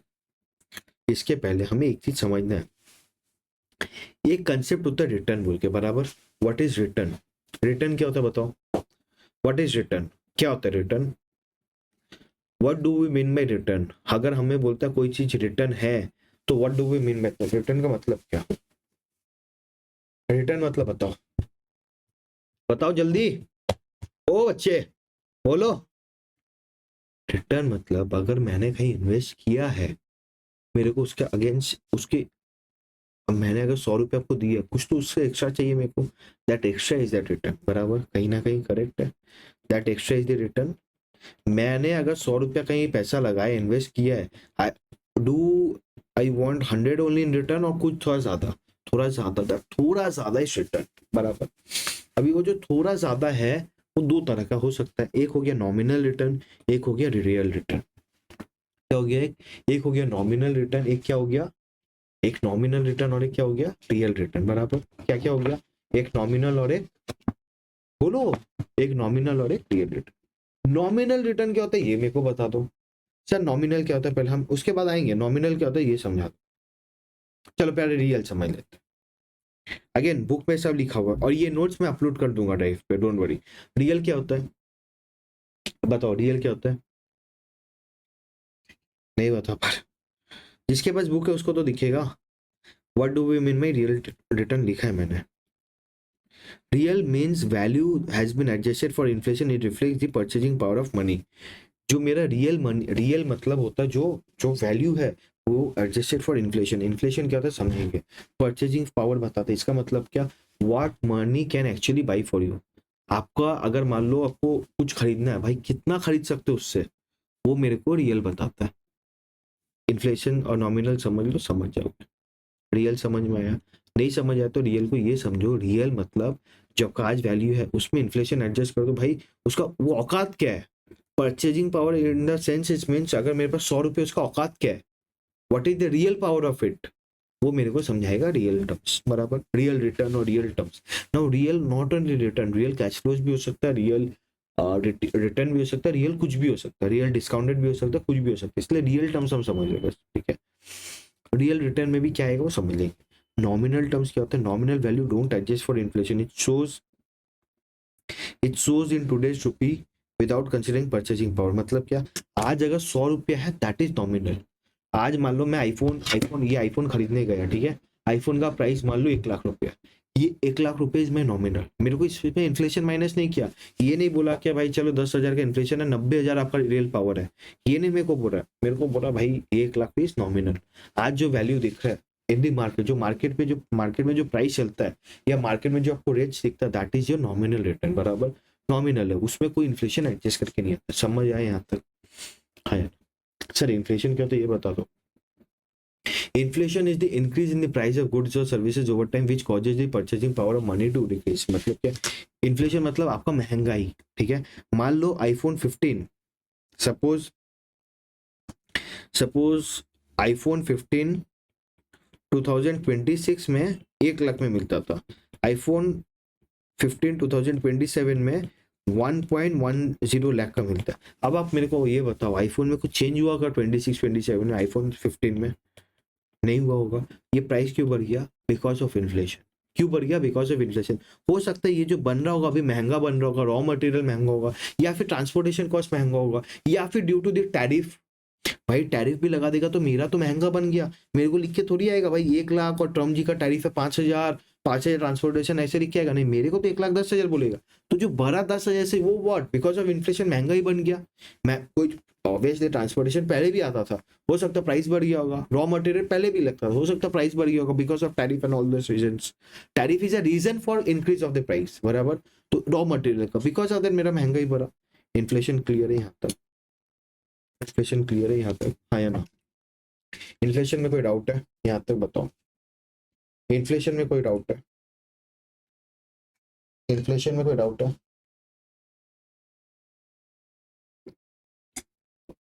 इन्फ्लेशन में डाउट है? नहीं है। अब एक चीज समझता है, इन्फ्लेशन सर कितने तरह के हो सकते हैं। एक हो गया मेरा रिटेल इन्फ्लेशन, एक हो गया wholesale inflation.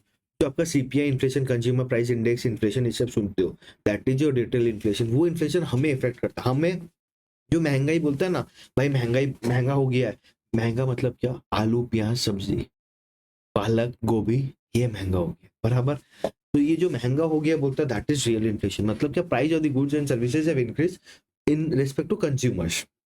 Whereas wholesale inflation क्या होता है? जो प्राइस मैन्युफैक्चर और होलसेल में बढ़ता है। मतलब मैन्युफैक्चरर ने 100 रुपया में बनाया, वो पहले 105 में बेचता था, अब वो 110 में बेचता है।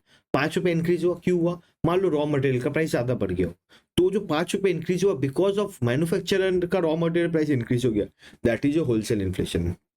तो इंडिया में अभी ये अभी का नंबर है, लास्ट वीक का नंबर है, रिटेल इन्फ्लेशन आई गेस 1.25 से 1.3 कुछ है, and wholesale inflation is less than 1%। ठीक है, तो मतलब क्या, मैन्युफैक्चरर प्राइस नहीं बढ़ा रहा है रिटेलर आपको, रिटेलर प्राइस बढ़ा दे रहा है मेरे को, बिकॉज ट्रांसपोर्टेशन वगैरह कॉस्ट बढ़ा होगा, कहीं ना कहीं कुछ तो है, इसलिए रिटेल इन्फ्लेशन बढ़ा होगा, बराबर। क्लियर है यहाँ तक? कोई डाउट है यहाँ तक? कोई डाउट है? ये बताओ, कोई डाउट है? कोई डाउट है? अच्छा ये बता देता हूँ, इंडियन इकोनॉमी,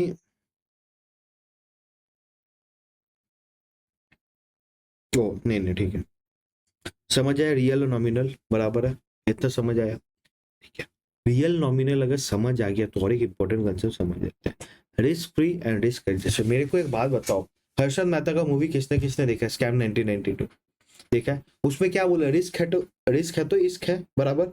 रिस्क है तो इश्क है, इसका मतलब क्या?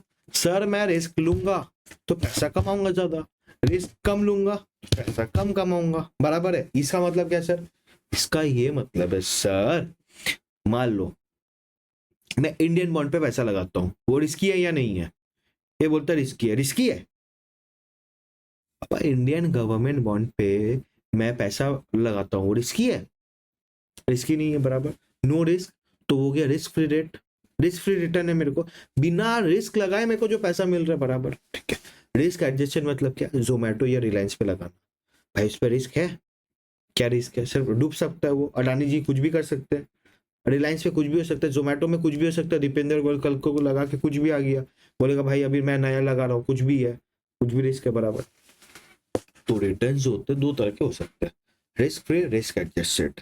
रिस्क फ्री मतलब क्या भाई, बिना रिस्क लिए, बिना कोई फियर के बिना कोई रिस्क के मेरे को जो भी पैसा मिला that is risk free return. अगर मैंने कुछ रिस्क लिया है तो भाई उसके लिए भी मेरे को रिटर्न चाहिए। अगर मान लो मैं आज इंडियन गवर्नमेंट में पैसा लगाता हूँ, वो रिस्क फ्री है, उसमें मेरे को 6% मिलता है, ठीक है। अगर वेरेज मैं जोमेटो में पैसा लगाऊंगा, अगर वो मेरे को 6% देगा, मैं क्या जाऊंगा उसमें? हाँ या ना? Suppose what I am saying, Indian government bond मेरे को 6% देता है, बराबर, 6% देता है Indian government bond. Second Zomato, और मैं इसमें इन्वेस्ट करता हूँ। अब जोमेटो भी अगर मेरे को 6% दे, क्या आप जाओगे? क्या 4.5 दे जाओगे? बोलोगे नहीं भाई, पहला तो तू रिस्की है, फिर तू मेरे को 6 ही देगा, मैं तेरे पास क्यों? इससे अच्छा मैं गवर्नमेंट को दूं पैसा। तो अगर बोले नहीं सर रुको रुको मत जाओ, आप सर 10% ले लो मेरे से, आप दोगे? कहीं ना कहीं दूंगा सर, क्योंकि भाई मैं जो रिस्क ले रहा हूँ तेरे ऊपर पैसा लगाने के लिए, उसके लिए तो रिटर्न दे रहा है 4% एक्स्ट्रा, हाँ या ना?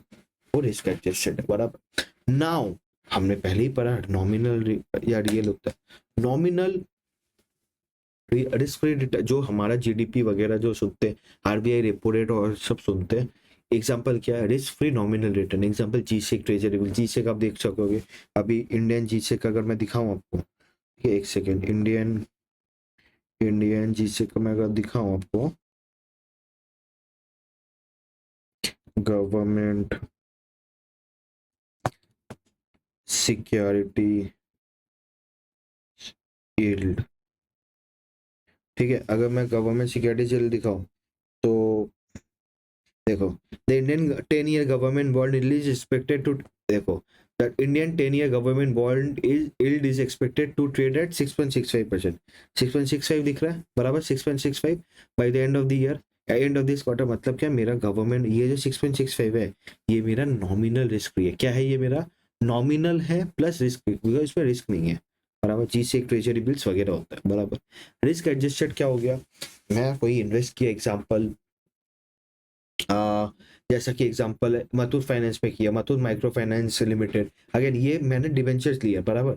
मैं इक्विटी पे लूंगा, एनजे कैपिटल, अगेन डिबेंचर अगर मैं इनका लिया, या फिर जोमेटो का लिया, कुछ भी लिया, इससे मेरे को जो कमाई आएगा वो मेरा रिस्क एडजस्टेड होगा।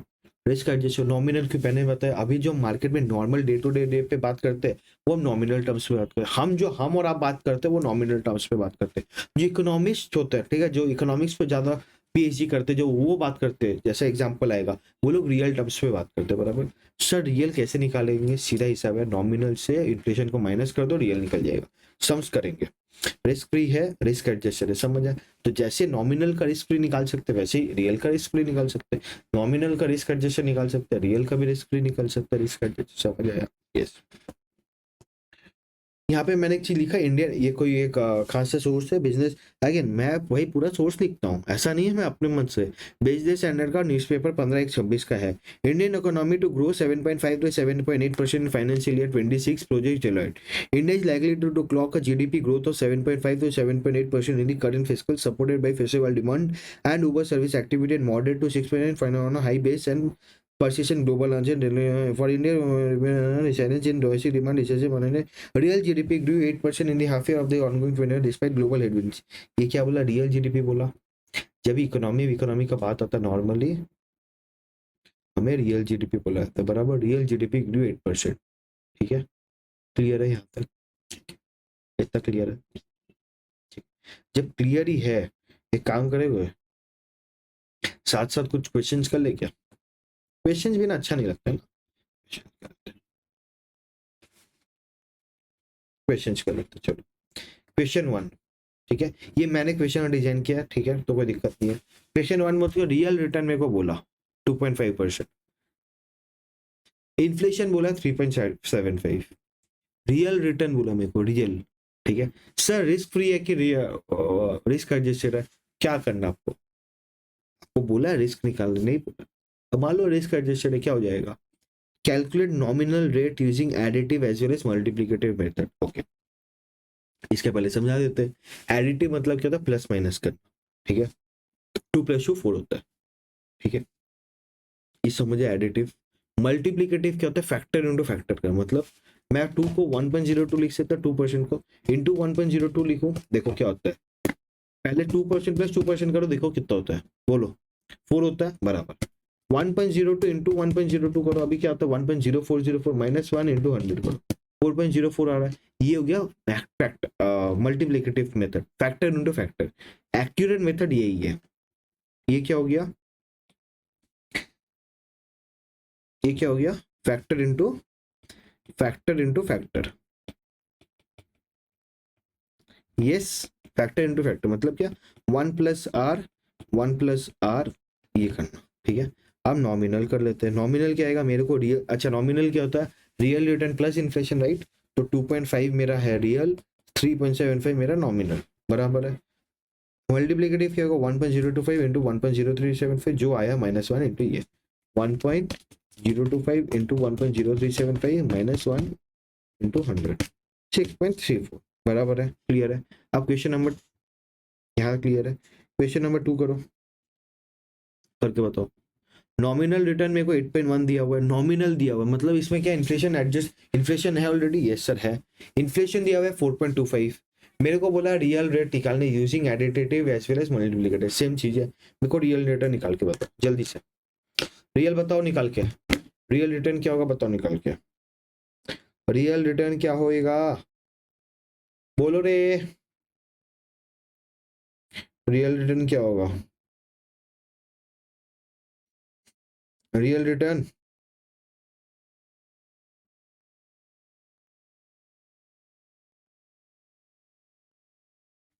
रियल रिटर्न क्या होगा, क्या रियल रिटर्न होगा 8.10 माइनस 4.25 3.85, क्यों होगा सर, बिकॉज सर नॉमिनल जो है उसमें इन्फ्लेशन ऑलरेडी है, बराबर। और हम बोले सर रियल रिटर्न जब हम निकालेंगे इन्फ्लेशन को हटा देंगे, तो कोई चीज से जब कोई को हटाना क्या करूंगा, माइनस करूंगा।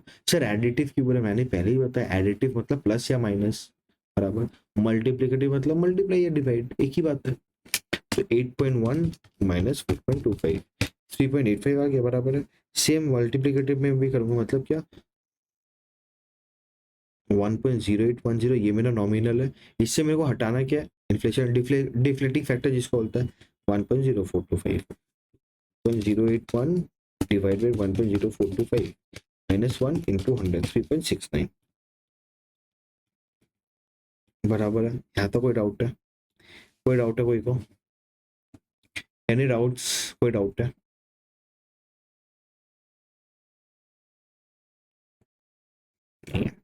ठीक है। क्वेश्चन नंबर 3 दिख रहा है, रिस्क एडजस्टेड नॉमिनल, ये अब मेरे को क्या बोला, जो मेरा नॉमिनल रिटर्न है वो क्या है, रिस्क एडजस्टेड। रिस्क एडजस्टेड मतलब क्या, मान लो जोमेटो का शेयर है, मतलब मैंने उसमें रिस्क लिया, रिस्क एडजस्टेड मतलब मैंने रिस्क लिया उसका रिटर्न, बराबर। दैट इज कितना गया मेरे को 9.2। मेरे को बोला risk free nominal return is 6.35, इसमें मेरे को क्या बोला, रिस्क फ्री नॉमिनल रिटर्न कितना है 6.35। मेरे को बोला risk free real return is 2.5, risk free real return is 2.5। मेरे को क्या बोला, रिस्क एडजस्टेड रियल रेट चाहिए, तो मेरे को अगर रियल रेट चाहिए, रियल रेट चाहिए मेरे को, रियल रेट में मेरे को क्या चाहिए, रिस्क एडजस्टेड। रिस्क एडजस्टेड क्या होगा, मेरा रिस्क फ्री जो रिटर्न है प्लस रिस्क एडजस्टेड, मेरा जो रिस्क फ्री रिटर्न है प्लस रिस्क एडजस्टेड में करूंगा तो हो जाएगा, बराबर है। रिस्क फ्री जो है मेरा, रिस्क फ्री क्या है, रिस्क फ्री मेरा 2.5 है, तो 2.5 तो मिनिमम चाहिए ही भाई। जैसे हमने 6 और 10 वाला देखा, 2.5 मिनिमम चाहिए। अब मेरे को जो मैं रिस्क लिया उसका मेरे को एक्स्ट्रा चाहिए, रिस्क एडजस्टेड चाहिए, बराबर। उसका मेरे को एक्स्ट्रा बेनिफिट चाहिए, एक्स्ट्रा कैसे निकलेगा भाई, रिस्क एडजस्टेड मेरे को बताया गया है 9 पॉइंट,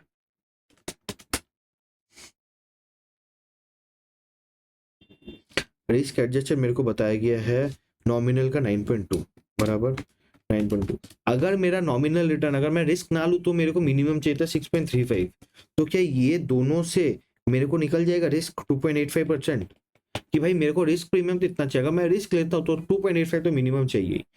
तो रियल रिटर्न में मैं 2.5 प्लस 2.85 कर दूं, 2.5 प्लस 2.85 5.35 लिख दूं, समझ आया, यहाँ तक कोई डाउट, ऐसा है यहाँ तक कोई डाउट, कोई डाउट है, नहीं है क्या कोई डाउट, जल्दी बताओ, ठीक है, रिस्क एडजस्ट समझ आया, ठीक है।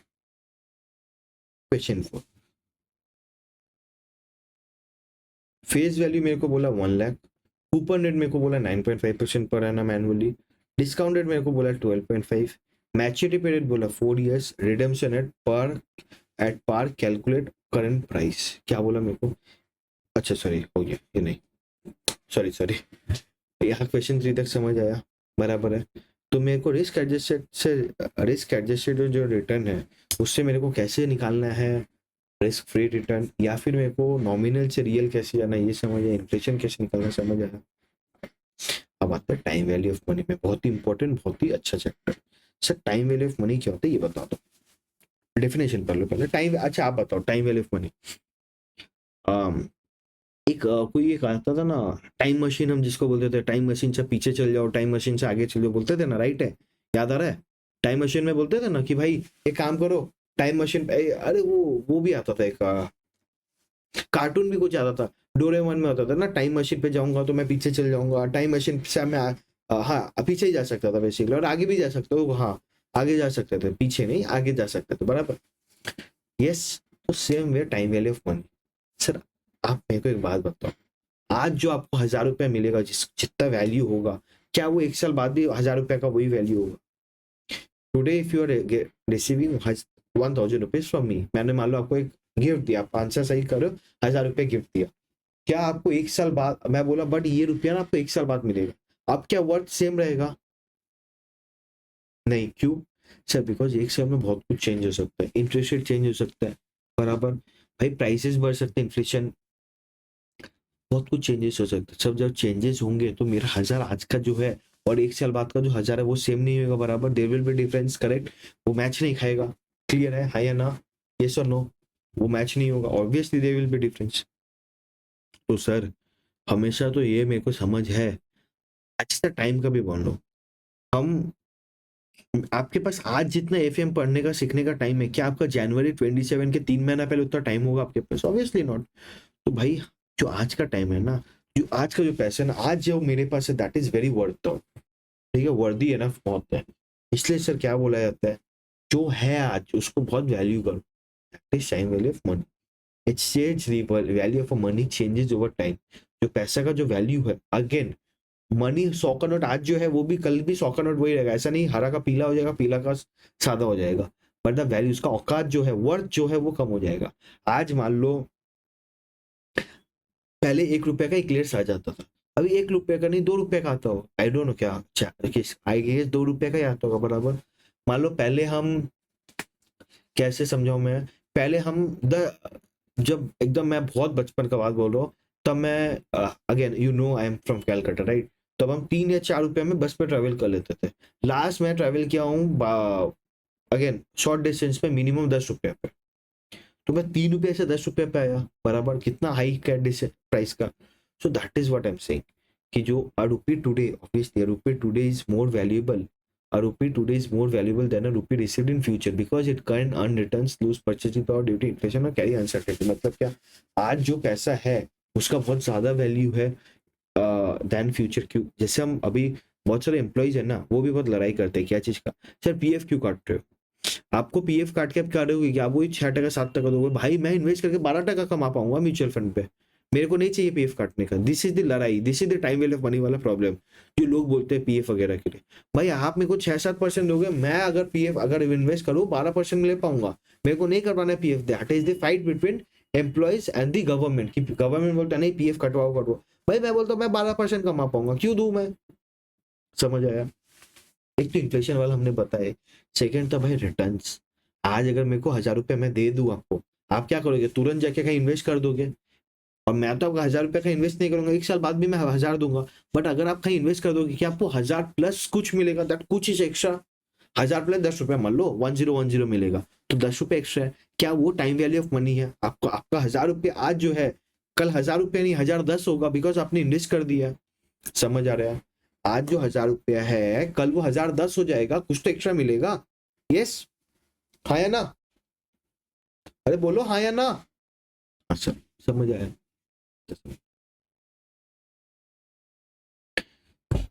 तो यहां समझते हैं टाइम वैल्यू ऑफ मनी। आज का ₹1 is more valuable then 1 year बाद का ₹1। हमने देखा है। क्यों सर? एक तो अपॉर्चुनिटी कॉस्ट मतलब वही इन्वेस्टमेंट मैं कर सकता हूँ। वेर मैं आपको 1000 रुपये आज दे दूँ तो इन्वेस्ट कर पाओगे, 1 साल बाद दो तो भाई 1 साल बाद आप आज दो ना, 1 साल बाद फिर 1000 मत दो, 1010 दो, तब ठीक है मेरे लिए। बट आज दे दोगे तो सर मैं इन्वेस्ट कर पाऊंगा एफडी पे। समझे? Second inflation, third uncertainty. Uncertainty में कुछ भी हो सकता है, कोविड आ सकता है, ट्रम्प ग्रीनलैंड लेगा, सोचा था कोई ने? नहीं। वेनेजुएला पे अटैक? नहीं। समझ आया? ये जो टाइम वैल्यू ऑफ मनी हम कहाँ यूज करते हैं? सिक्योरिटी को वैल्यू करने में। क्यों? हमें जानना होता है कंपनी का जो फ्यूचर कैश फ्लोज है उसका आज वैल्यू क्या होना चाहिए। ये अगर आज मैं कंपनी में इन्वेस्ट करता हूँ 100 रुपया, वो क्या बन सकता है? बिकॉज ऑब्वियसली अगर मेरे को 100 का 10 साल बाद भी 100 बना रहे, मैं क्यों इन्वेस्ट करूंगा? इस अच्छा घर पे रखूंगा, आज खर्चे कर दूंगा। समझो, हमारा इकोनॉमिक्स में कंजम्पशन थ्योरी था, वही है। अगर मेरे को लगता है मैं कब अपना कंजम्पशन डिले करूंगा, कब अपने आप को बचाऊंगा अपने आप से कंज्यूम नहीं करने के लिए, व्हेन मेरे को जब लगता है आज का 100 रुपया इज वर्थ मोर, सॉरी, आज का 100 रुपये को मैं इन्वेस्ट करके मैं 2 साल बाद बहुत ज्यादा कमा पाऊंगा, वो 120 130 हो पाएगा, तभी मैं आज कंजम्पशन डिले करता हूँ। वेरेज अगर मैं आपको बोल दूं बाबू आज का 100 रुपया कल भी 100 रुपये रहेगा 1 साल बाद, तो बोलोगे सर एक काम करता हूँ मैं भी खर्चा कर देता हूँ, क्यों रखू मैं 1 साल बाद? बराबर है। आप इसलिए रख रहे हो ना बिकॉज यू आर एक्सपेक्टिंग कि भाई उसका प्राइस बढ़े, तो मैं सिक्योरिटीज में भी इन्वेस्ट कर रहा हूँ इसलिए कि वैल्यू बढ़े। बराबर। Value security. Second, planning for future expense, जैसे कि रिटायरमेंट प्लानिंग वगैरह करते हैं, जैसे मैं कंसल्टेंसी देता हूँ, तो हमें वो करना पड़ता है कि भाई आज आपका खर्चा अगर मान लो महीने का 5 लाख है। एक बंदा ऐसा, मैं बताता हूँ, again this is confidential, I shouldn't से इट। एक बंदा है तो एक अमाउंट दिया, 5 लाख दिया मान लो, तो उसके पास उसने प्लानिंग बहुत गंदा करके रखा था। उसने क्या किया था ना, 5 लाख का, again he thought he is good enough for financially free, मतलब वो फ्री, मतलब वो सोचा नौकरी वोकरी छोड़ के घूमने घूमने जाएगा, उसके पास जितना पैसा है। उसने क्या कंसिडर किया था, 5%, जो 5 लाख है वो 20 ईयर्स बाद 6 लाख ही बच रहेगा उसका खर्चा। उसने क्या इन्फ्लेशन काउंट किया था मेरे को नहीं पता। हमने जब काउंट किया भाई उसको दिमाग हिल गया, बोले सर नौकरी करना पड़ेगा अब। बराबर। समझ आया कि अमन अब तो नौकरी करना पड़ेगा। सो द पॉइंट इज कि भाई मेरे को फ्यूचर एक्सपेंस को भी अपने आप को क्या करना है, कैलकुलेट करना है using time value of money. Time value of money में क्या इन्फ्लेशन एक फैक्टर है, हाँ या ना? टाइम वैल्यू ऑफ मनी में क्या इन्फ्लेशन एक फैक्टर है, हाँ या ना? है sir. Loans like home loan, car loan, हम जब होम लोन कार लोन लेते हैं हमें क्या पीवी मिलता है? भाई समझो, आप जो आज आग एक अगेन एक कंसेप्ट है, मेरे को पता नहीं लोग क्यों बोलते हैं, बोलते हैं होम लोन मत लो ये वगैरह, ठीक है। बोलता है आज जो आप 1 करोड़ ले रहे हो होम लोन, ये आपको मान लो 10 साल तक ले रहे हो, तो ये 10 साल बाद आपको 2 करोड़ लौटाना पड़ता है। बराबर है। तो भाई ये 2 करोड़ का पीवी तो आज आपको दे रहा है वो।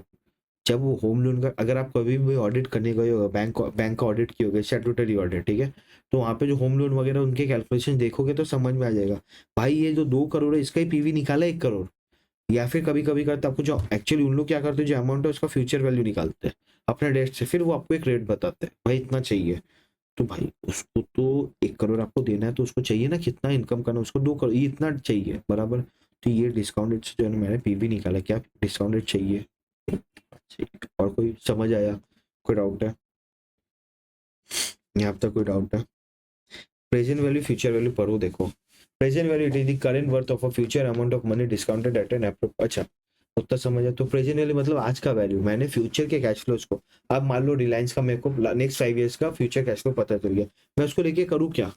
भाई मेरे को पता चल गया अच्छा रिलायंस ना नेक्स्ट ईयर 1 लाख कमाएगा, उसके नेक्स्ट ईयर 1 लाख डेल, अगर आप कोई रिसर्च रिपोर्ट देखोगे, अगेन लेट मी देखते हैं,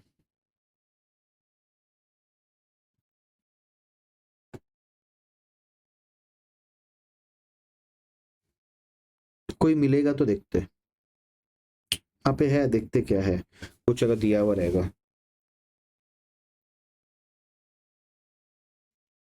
हम्म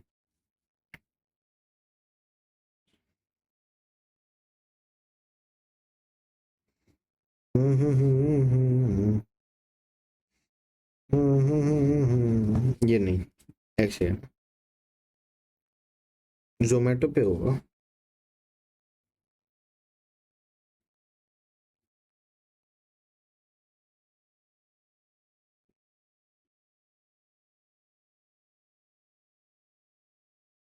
चल कहाँ से आया छोड़ देते हैं।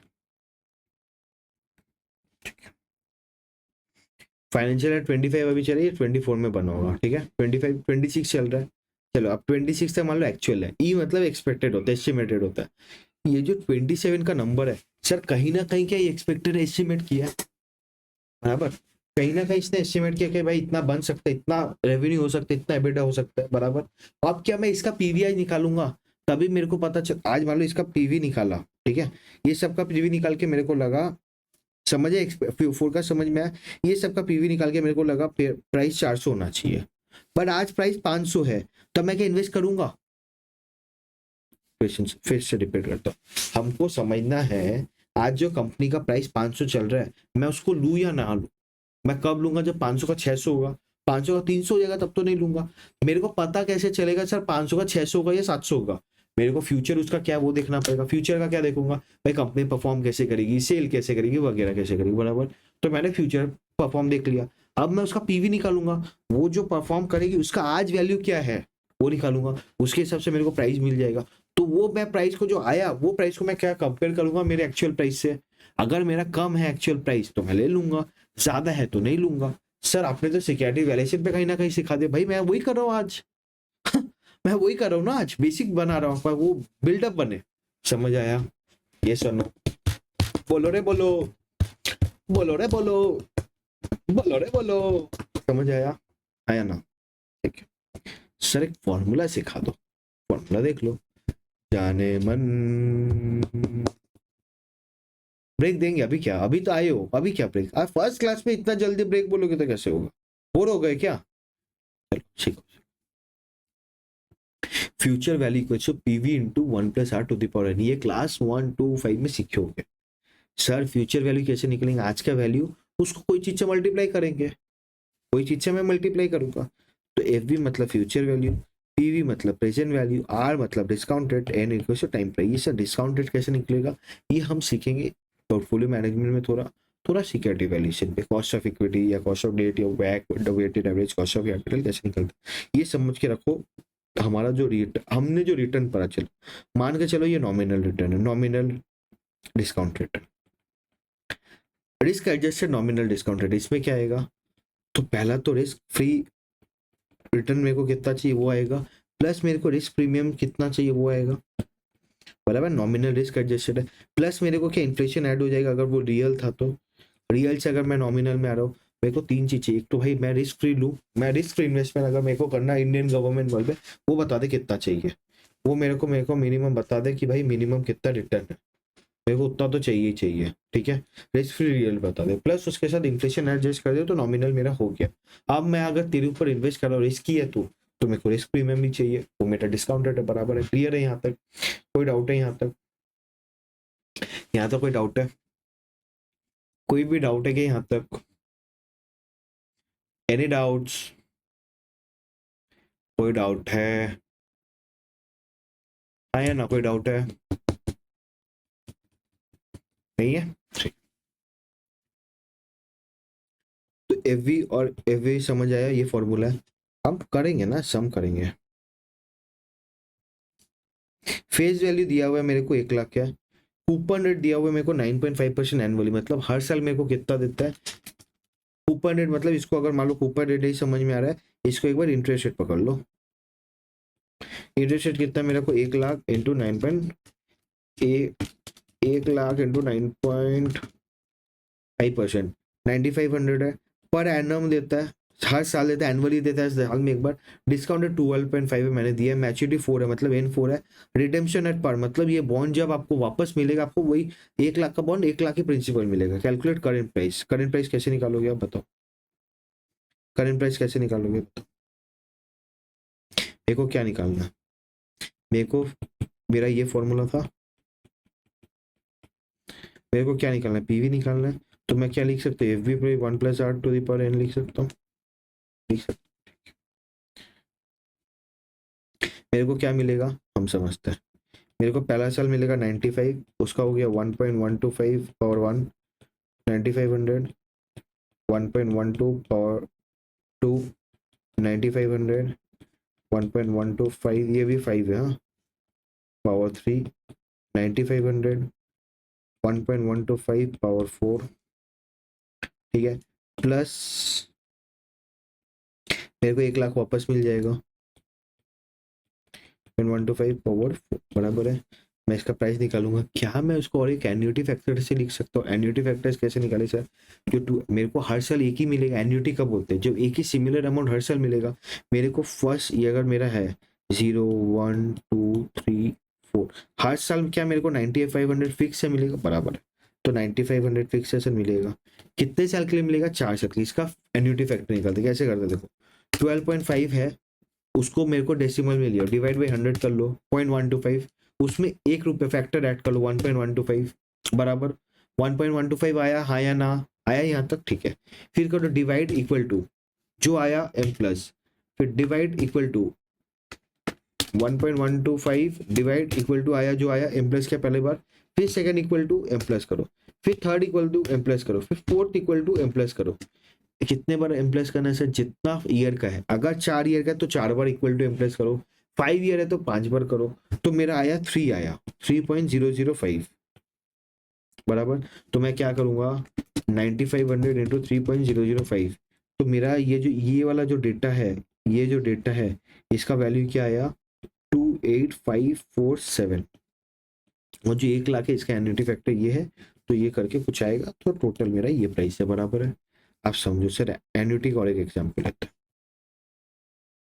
एन्युटी का मैं एक और एक आंसर करके देता हूँ। 10% है 5 ईयर्स तक। मेरे को एन्युटी फैक्टर बताओ, एन्युटी फैक्टर बताओ जल्दी। 10 है 5 ईयर्स तक, एन्युटी फैक्टर बताओ। 10 है 5 ईयर्स तक, एन्युटी फैक्टर बताओ।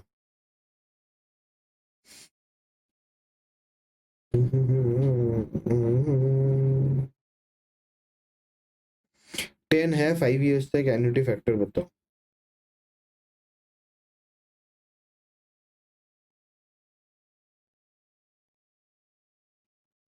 क्या मैं ऐसे करूंगा?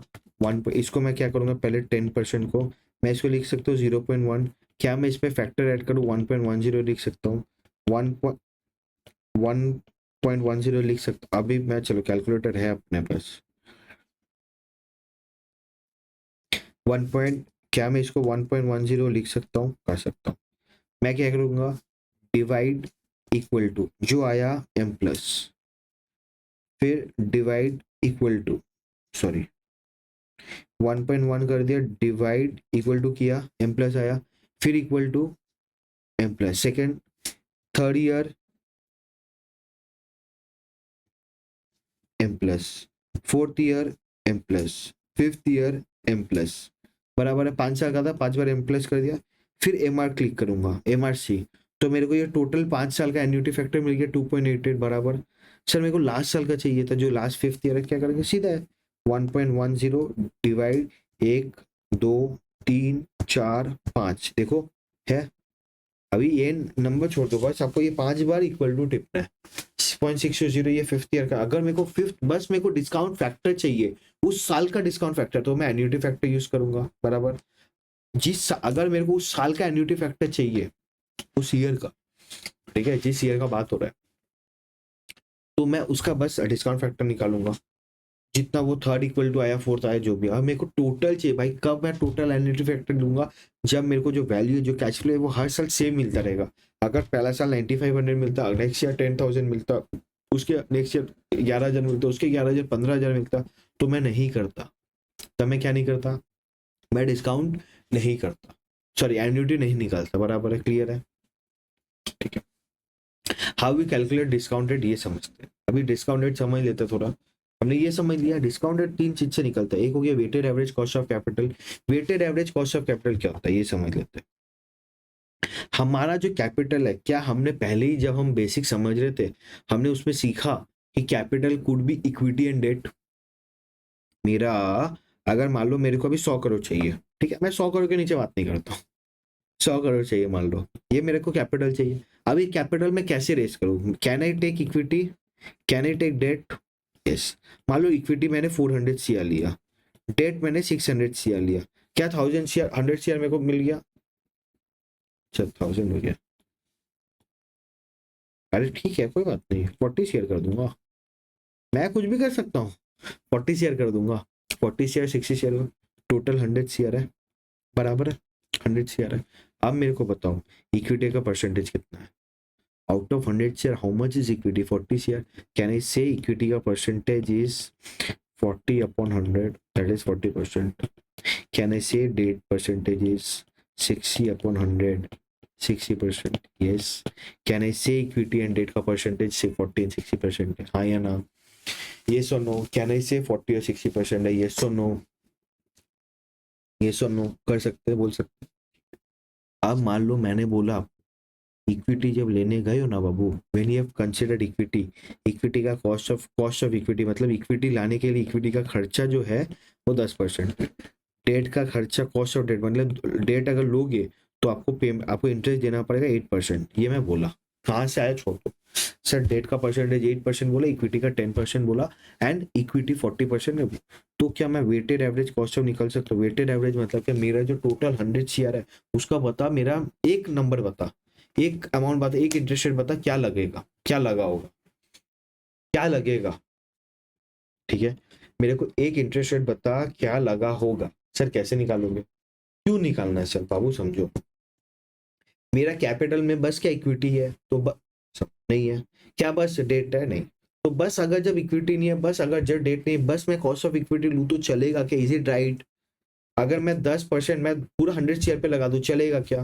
नहीं सर गलत है। क्यों? क्योंकि आप तो 10% बस 40 पे ले रहे हो। ठीक है, क्या मैं 8% 100 CR पे लगा दूं चलेगा क्या? नहीं सर। क्यों? बिकॉज बाबा सर 100 आप तो बस 60 CR 108% पे, बाकी 40 तो 10 है। तो सर आप मेरे को एक रेट बताओ, ब्लेंडेड रेट जिसको बोलते हैं, ब्लेंडेड मतलब मिक्स रेट जिसको बोलते हैं, जिससे मैं बोल सकता हूँ चलो 100 CR में उससे लिया। तो बोलते हैं वेटेड एवरेज कर लो। सर आपने जितना परसेंटेज जिस पे लिया वो बता दो। तो क्या मैं इसको ऐसे बोल सकता हूँ 40% का 10% प्लस 60% का 8%, मतलब क्या 40 इंटू 10% 4 प्लस 60 इंटू 8% 4.8। क्या मैं बोल सकता हूँ मैं 8.8% पे लिया? मेरा टोटल 100 करोड़ जो मैं लिया उसका खर्चा, मेरा कॉस्ट मतलब खर्चा कितना पड़ा 8.8। सर क्या मेरा डेट से ज्यादा है ये weighted average cost of capital? हाँ। क्या मेरा इक्विटी से कम है सर? हाँ, बराबर। ये बीच में रहता है rate. It is the rate which is a blended rate which is one rate in which I can comfortably से कि भाई ये रेट पे मैंने पैसा उठाया। समझ आया? यहाँ तक आया क्या? कोई डाउट है? यहाँ तक कोई डाउट है क्या? अपॉर्चुनिटी कॉस्ट पता ही है, जो 1000 10 वाला बात हुआ था कि सर अगर मेरे को इन्वेस्ट करना, मैं हाँ आप नहीं दोगे पैसा ठीक है, बट अगर मेरे को इन्वेस्ट करना अब तो 1010 वाला एडहॉक रेट फॉर इसकी इन्वेस्टमेंट। एडहॉक रेट मतलब क्या? जो मेरा 4%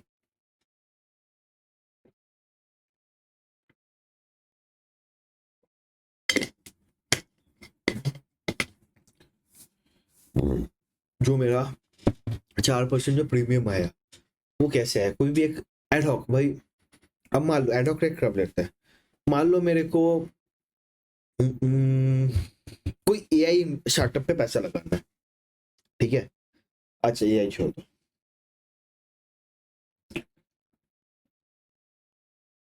मेरे को कोई ऐसे स्टार्टअप पे पैसा लगाना है, ऐसा कोई स्टार्टअप बना, मान लो मैं ऑनलाइन पढ़ा रहा हूँ बट मैं आपके घर पे घुस सकता हूँ। मान लो कोई ऐसे लैपटॉप से मैं आपके घर पे घुस जाऊँ सीधा, यहाँ से डायरेक्टली जैसे लाइव क्लास में होता है फिजिकली देख पाते हो, मेरे को लाइव में देख पाओगे आपके घर के सामने एकदम मैं खड़ा हूँ, मान लो आपसे हैंडशेक कर रहा हूँ, ऐसा गया हैंडशेक ऐसा किया, ये मैं कर पा रहा हूँ। कोई ऐसा ऐप है मान लो। आप मेरे को ये बताओ, ये ऐप कभी भी सुना नहीं है आपने, बराबर करे, ये ऐप कोई नया बनाया। अब इसका क्या आपको पता है क्या रिस्क हो सकता है? नहीं। क्यों? आपको पता ही नहीं है भाई मार्केट में क्या है, नया प्रोडक्ट है, आपको समझ ही नहीं है इस प्रोडक्ट, बट समझ आया कुछ तो अच्छा है, अच्छा प्रोडक्ट है ये तो समझ में आया, बट बहुत रिस्की प्रोडक्ट है, क्या होएगा नहीं होगा नहीं पता। तो क्या मैं बोलूंगा चल भाई रिस्क, ये नॉर्मल रिस्क में मैं 10-15% बोलता हूँ, ये बहुत ज्यादा रिस्क है, पैसा पूरा भी डूब सकता है, मेरे को 50% चाहिए रिस्क, 50% प्रीमियम चाहिए। क्या मैं अगेन सर 50 होता है क्या? आई डोंट नो, बोल भी सकता है। वेंचर कैपिटल लोग कभी कभी बोलते भी है, प्राइवेट इक्विटी बोलते भी है, वेंचर कैपिटल ज्यादा बोलते हैं। मैं 50% बोल सकता हूँ क्या? हाँ या ना? हाँ या ना? बोल सकता हूँ, समझ आएगा। तो sir weighted average cost of capital, opportunity cost, तो समझ आया कोई कैलकुलेशन से होगा। एडहॉक कब होता है? जब मेरे को भी इन्वेस्टमेंट के बारे में पता नहीं है, प्रोडक्ट के बारे में पता नहीं है, ये it is very risky. Startups में ये बहुत ज्यादा होता है, स्टार्टअप फाइनेंस में हम उतना सीखेंगे नहीं, पर नॉर्मली स्टार्टअप्स में बहुत ज्यादा होता है भाई, हमें पता ही नहीं होता ना हम कैसे उसका, हम आप कोई भी चीज को मेजर कब करोगे, आप कोई भी, अब जनवरी 26 वाला पेपर भाई, एज अ टीचर मेरे को पता था ऐसा हो पेपर हो सकता है, आ सकता है, बट जो बंदा लास्ट 2 अटेम्प्ट का पेपर देखा है, बस जो भी स्टूडेंट है, उसको कभी सोचा ही नहीं होगा वो जनवरी 26 जैसा पेपर आ सकता है, क्योंकि उसने प्री पेपर नहीं देखे होंगे 17-18, जब माफा बोलता था इसको, तब वाले पेपर। ऑब्वियसली मैं माफा के टाइम वाला नहीं हूँ, लेकिन मैंने माफा के पेपर्स देखे हैं। अच्छा भाई, मैं पढ़ाने आया हूँ, मेरे को दिख के आना पड़ा होगा ना कि क्या पेपर है पहले के, समझ आया, तो मैंने माफा के भी पेपर देखे, मैंने एसएफएम तो मैं, चलो मैं तो खुद ही था एसएफएम पे, एसएफएम तो देखा ही है मैंने, समझ आया क्या बात, समझ आया क्या, माफा और एसएफएम वाले।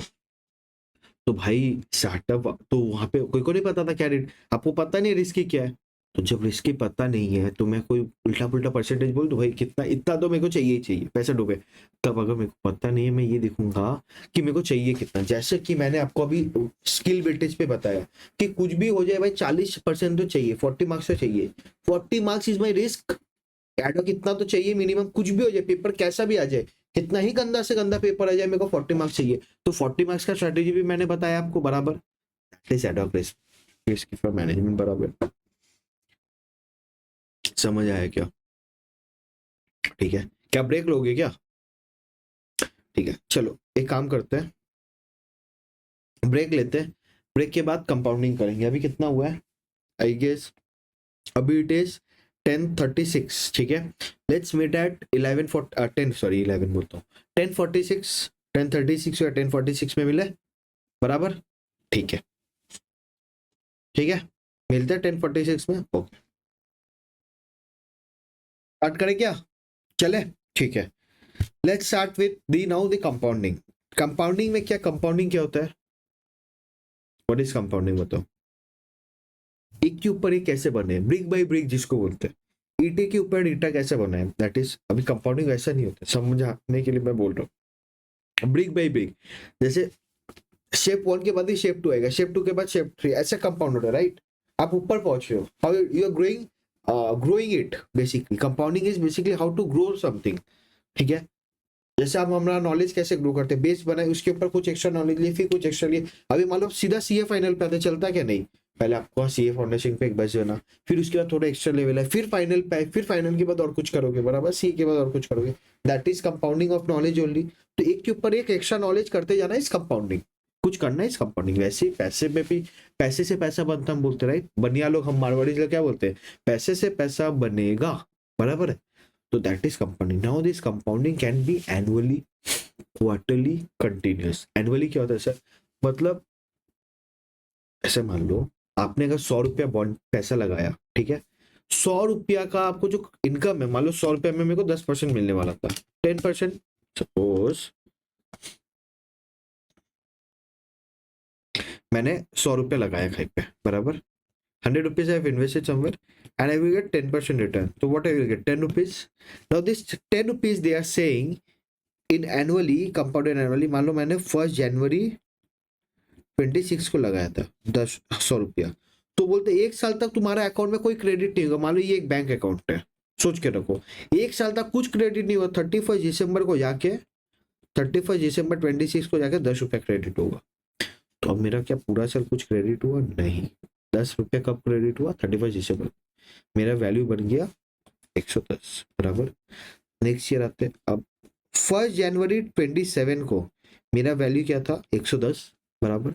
अब इसके ऊपर मेरे को 10% मिलेगा, पूरे साल कुछ नहीं मिलेगा, यहाँ यहाँ यहाँ कुछ नहीं मिलेगा, कहाँ मिलेगा? यहाँ जाके 110 प्लस 10%, 121 रुपये मिलेगा। कंपाउंडिंग हुआ, कैसे हुआ बाबू?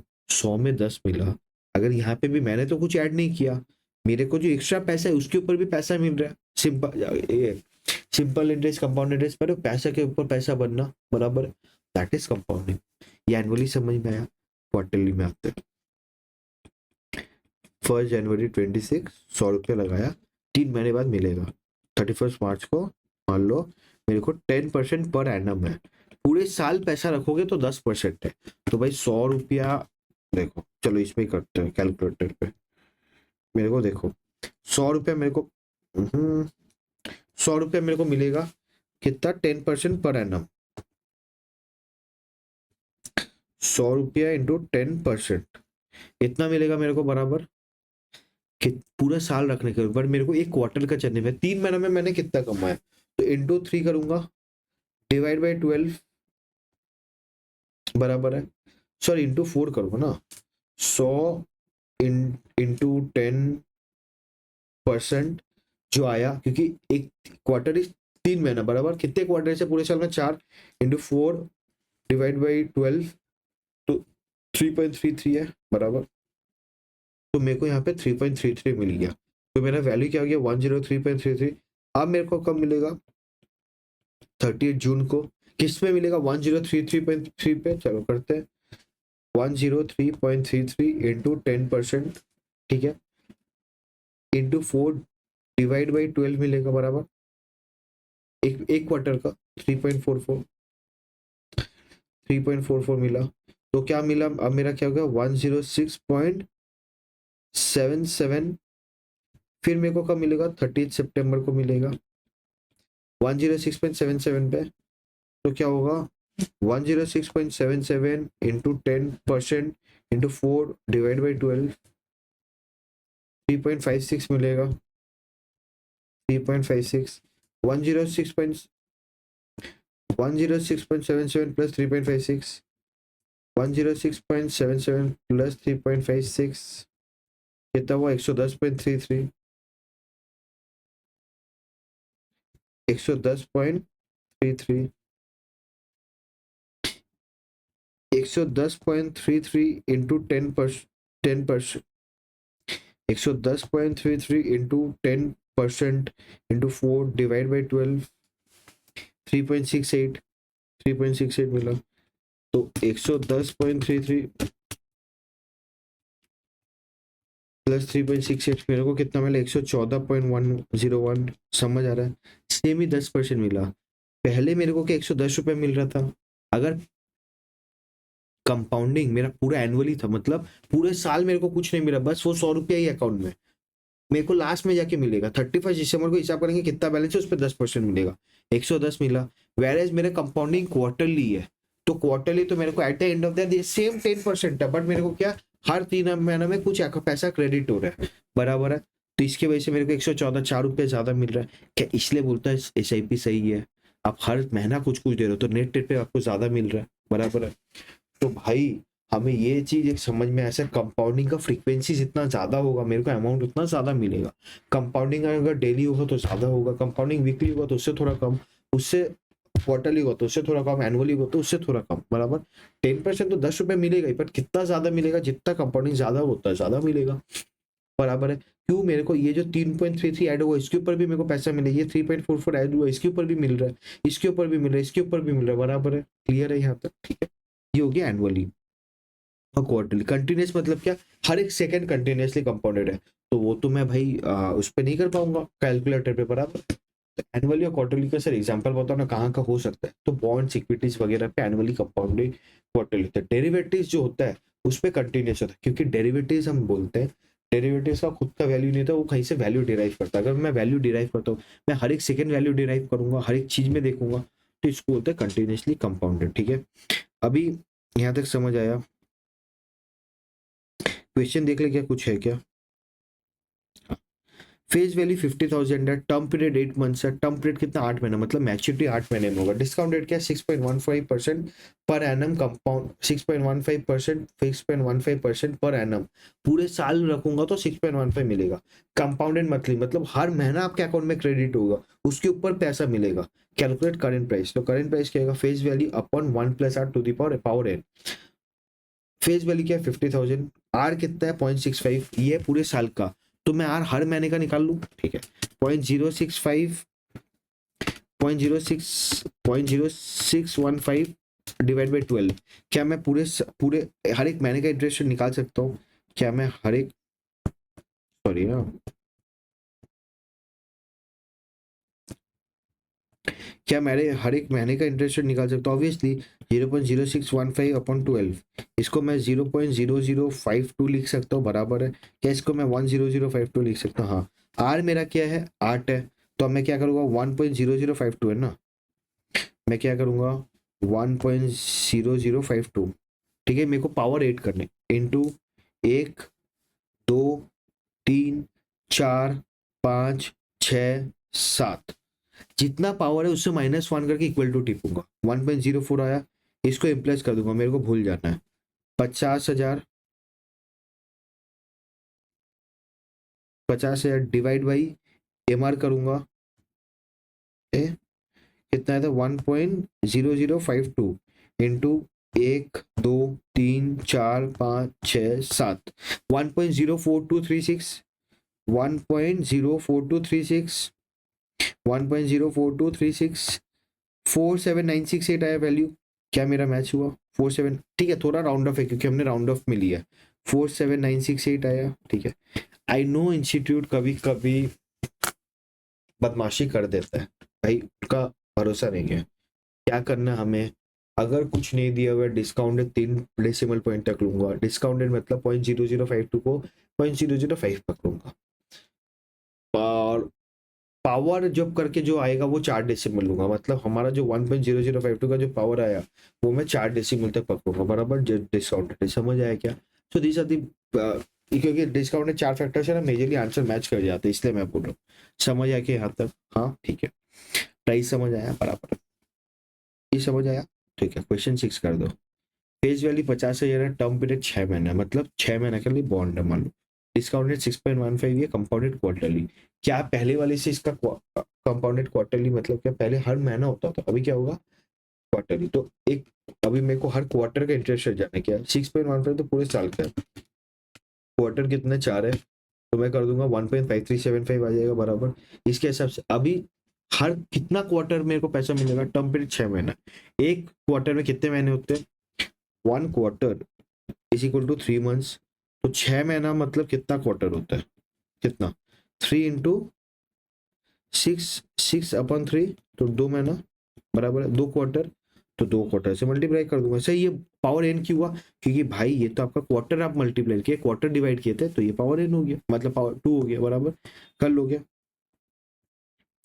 क्वेश्चन 7 होमवर्क है, क्वेश्चन 7 होमवर्क है, कर क्या होगे? ठीक है, आंसर देख लेना, कोई बात नहीं है, बराबर है, ठीक है। अपना टाइम वैल्यू ऑफ मनी समझ आया, वैल्यू एडिटिव आया। अब आते हैं बहुत ही अच्छा टॉपिक पे अपना, very important. Sir, sir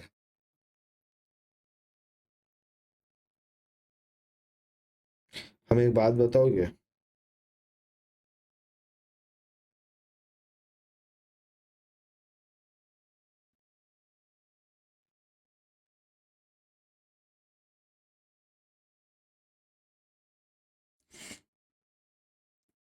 mark to model समझ आया, बराबर, ठीक है। Explain the meaning of squaring off और closing the position. Squaring off मतलब क्या? स्क्वायरिंग ऑफ मतलब क्या? Square off refers to reversing an existing position on the same trading day, mainly in intraday equity trades और closing future। Square of मतलब क्या? I guess, sorry, online पे ये ना कुछ टाइम का जो है हमने क्लास में तो कर लिया, बराबर है, नो डाउट है, ये हमने सीख लिया। बट जिसको रिकॉर्डिंग मिलेगा ना, स्टार्टिंग का बीच का ये तो 5-10 मिनट है ना, आई गेस ये जहाँ से मैंने कैश मार्केट बोला वहां से रिकॉर्डिंग नहीं मिला होगा, तो मैं री रिकॉर्ड कर दूंगा। वो अभी क्लास में रिपीट करके कोई सजती है, बाकी सबको डिस्टर्ब होगा। For recorded lectures I will give that, वो 10 में मैं देख लूंगा कहाँ से छूट है, क्योंकि मैंने शॉप रिकॉर्डिंग गलती से कर दिया था, ठीक है। Sorry for that. Square of पे समझते हैं। स्क्वायर ऑफ क्या होता है? मतलब मैंने कोई खरीदा, मैंने मैंने बाई किया, अभी मैंने, मेरा पोजीशन ओपन है, बराबर है, तो मेरे को उसको बंद करना। अगर मैंने बाई किया है कोई को, भाई मैं प्रॉफिट कब तक कमा पाऊंगा? जब सेल करूंगा उसको तभी। Square of means reversing and existing, जो मैंने पोजीशन ली उसको रिवर्स करना। अगर मैंने बाई किया है, बाई किया तो मैं क्या करूंगा? सेल। सेल किया तो मैं क्या करूंगा? By. On the same day, जिस दिन सुबह खरीदा उस दिन शाम को मैंने बेच दिया, शाम को सुबह बेचा, शाम को खरीद लिया। सेम ट्रेडिंग डे पे अगर मैं उसको रिवर्स करता हूँ, जो पोजीशन है उसको उल्टा करता हूँ, तो उसको स्क्वायर ऑफ बोला जाता है। समझ आया? हाँ, closing the position is a broader term that means sending a long और short position by any method. Square off कर सकता हूँ, एक्सपायरी पे बेच सकता हूँ, एक्सरसाइज कर सकता हूँ, डिलीवरी। मतलब क्या, मान लो आज मैंने खरीदा 18 जन को मैंने जोमेटो के शेयर को खरीदा, आज कुछ नहीं किया, कल नहीं किया, मैंने 25 जनवरी को जाके जोमेटो के शेयर को बेच दिया, that is closing the position. आज ही मैंने बेच दिया, that is also closing the position. मैंने 25 जनवरी को जाके जोमेटो का शेयर्स को डिलीवरी ले लिया, मतलब जोमेटो मैंने ले लिया, जोमेटो का डेरिवेटिव मान लो मैंने, कमोडिटी था, कोई ऑयल का कोई कॉन्ट्रैक्ट था, मैंने खरीद लिया, मेरे घर पे मैंने ले लिया ऑयल को, डिलीवरी ले लिया। समझ में आया? क्लोजिंग द पोजीशन में स्क्वायर ऑफ इंक्लूडेड है, बट स्क्वायर ऑफ इसका क्लोजिंग द पोजीशन नहीं। समझ आया? ठीक है, ये फॉर्मूलाज दिया हुआ है, nominal terms, nominal cash flow हमने देख ही लिया, इस पे कुछ अलग नहीं है। ई वैल्यू कैसे निकालता है ये एक बार देख लेना फॉर्मूला। अगेन ये मैंने आपको बेसिक्स के लिए दिया है, बट हम ये समझो, तो हमें ई वैल्यू निकालना है, बराबर, हमें ई वैल्यू निकालना है, बराबर। अब देखो जैसे ई वैल्यू, अब एग्जांपल दिखा देता हूं, कंटिन्यूसली कंपाउंडेड, ठीक है। मान लो मेरे को बोला है 7% इंटरेस्ट रेट है, ठीक है, प्रेजेंट वैल्यू मेरे को 100 है, मेरे को फ्यूचर वैल्यू निकाल के बताओ। तो हमारा फॉर्मूला क्या था फ्यूचर वैल्यू का, पीवी इंटू 1+r⁴ बराबर है, और मेरे को एक साल ये ईयर 1 है, पीवी को एक्चुअली ईयर 1 कोई फायदा नहीं, बट ठीक है, पीवी को इशू कम है, ठीक है, पीवी को इशू सॉरी एफ वी को इशू पीवी इंटू 1+r⁴n। अब मैं क्या लिखूंगा, एफ वी को इशू पीवी इंटू e⁻r⁻t क्या, आर है मेरा डिस्काउंट रेट, टी मेरा टाइम पीरियड, तो पीवी निकालना है 100 है, इंटू e⁻0.07 इंटू 1 कर दूंगा, 100 इंटू e⁻0.07 करना है, बराबर है या ना, 100 इंटू e⁻0.07 करना है। कैसे निकालना है वो देखो कैलकुलेटर पे। पहले मैं क्या करूंगा, ये एप्सिलन, इसको क्या बोलता है, एप्सिलन बोलता है, ठीक है। ई वैल्यू पहले 2.7183 आता है, नंबर है ये याद रखना, 2.7183 ये नंबर लिखा है या ना। रूट करना 12 बार, ये जो रूट है, ठीक है, ये 12 बार करना है, 1 2 3 4 5 6 7 8 9 10 11 12, इतना आया। देखो आप दोबारा कर लेना, ठीक है, पहले समझो, इतना आया, ठीक है। -1 करूंगा, अब मेरा जो नंबर उससे मल्टीप्लाई करूंगा, मेरा नंबर क्या था, मल्टीप्लाई 0.07, ये नंबर आया, बराबर, +1 जो नंबर आया, ठीक है, इंटू इक्वल टू करूंगा कितने बार, 12 बार, इंटू 1 2 3 4 5 6 7 8 9 10 11 12, बराबर है, कितना है 1.072517, 1 पॉइंट, तो 100 इंटू 1.02517 तो 100, अब इससे मल्टीप्लाई कर दूंगा मेरा प्रेजेंट वैल्यू को, 107.25 बराबर है। क्लियर है यहाँ तक, ई वैल्यू समझ आया? देखो फॉर्मूला मैंने दे दिया यहाँ पे, एकदम मैंने अच्छे से दिया, कोई दिक्कत नहीं है, पूरा लिख के दिया, जो वैल्यू आया दैट इज अ नंबर। ये जो 0.09 है मैंने e.09 है, बराबर, बस यही नंबर चेंज करना है। माइनस होगा तो जो वैल्यू आया उसको डिवाइड बाई इक्वल टू करोगे, जो आएगा दैट नंबर, जैसे 1.0 कितना आया था, 1.0725 बराबर, 1.0725 ये आया था मेरे e⁻0.07, माइनस 0.07 होता तो क्या लेते, डिवाइड इक्वल टू 0.932 लेता, बराबर है, ठीक है। L N log normal value है, अगर अभी काम नहीं है, जब आएगा काम कर लेंगे। इंटरपोलेशन समझते हैं, इंटरपोलेशन समझ लेंगे। पीवीआई फैक्टर मैंने निकाल के दिखा दिया, कोई बात नहीं है। पीवीए फैक्टर एन्युटी चेक करवा दिया, 1+r कंपाउंडेड जो है ये वाला मैंने चेक करवा दिया, ठीक है। ये फॉर्मूला मैंने लिख के रखा, but I don't think this formula you should take, just for your knowledge मैंने लिखा है, बराबर। बस हमारा इंटरपोलेशन बाकी है, इंटरपोलेशन समझते हैं। मान के चलो से 10 डेज का डिस्काउंट रेट 12% है, 15 डेज का डिस्काउंट रेट इज 8%, ठीक है, 10 दिन का मेरे को कहीं पे बोला डिस्काउंटेड 12% है, 15 डेज का इज 8%, 15 डेज का मेरे को बोला 12 दिन का मेरे को डिस्काउंटेड निकाल के बताओ, क्या मैं निकाल सकता हूँ? मेरे पास कोई डेटा नहीं निकाल सकता, मैं इंटरपोलेशन से निकाल सकता हूँ। इंटरपोलेशन क्या होता है? दोनों के बीच का नंबर, दो वैल्यूज है, दो पॉइंट्स है ए और बी, ये पॉइंट्स है ए और बी, इसके बीच का कोई भी नंबर मैं इंटरपोलेशन से निकाल सकता हूँ। कैसे निकलेगा? इंटरपोलेशन का फॉर्मूला होता है लोअर नंबर प्लस मेरा जो डिजायर्ड है minus lowest by highest minus lowest into the difference. ठीक है, मेरा लोएस्ट नंबर कितना है? 12% है, सॉरी हाँ, इसको 20 करना पड़ेगा, इसको 20 करना पड़ेगा। ठीक है, मेरा लोएस्ट कितना है? अगर मान लो जो 12 दिन है वो 10 के बाद आता है या 10 के पहले आता है? 10 के बाद आता है, 12 यहाँ पे आएगा, तो क्या मिनिमम 12% तो मेरे को चाहिए ही चाहिए बराबर इतना। अरे भाई 10 का अगर 12 है तो उतना तो चाहिए ही ना मेरे को। चलो 12 लिख दिया। डिजायर्ड कितना है? डिजायर्ड कितना है? 12 दिन। लोअर कितना है? 10। हाई कितना है? 15। डिफरेंस कितना है? 8। 12 प्लस 2/5 इंटू 8, 2/5 इंटू 8 प्लस 12, क्या मेरा 15.2 आया? 15.2 समझ आया क्या? 15.2 समझ आया क्या बाबू? आया ना? 15.2 15.2 समझ आया? यस और नो? आया ना? और एक सिखा, और एक बताता हूँ, लिखो। से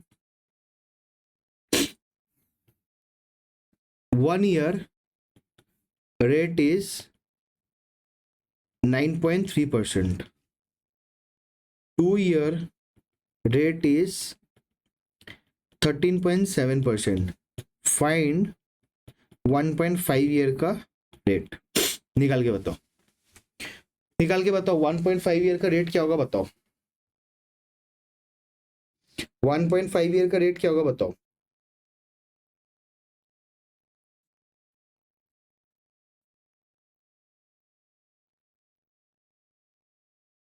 वन पॉइंट फाइव ईयर का रेट बता दो।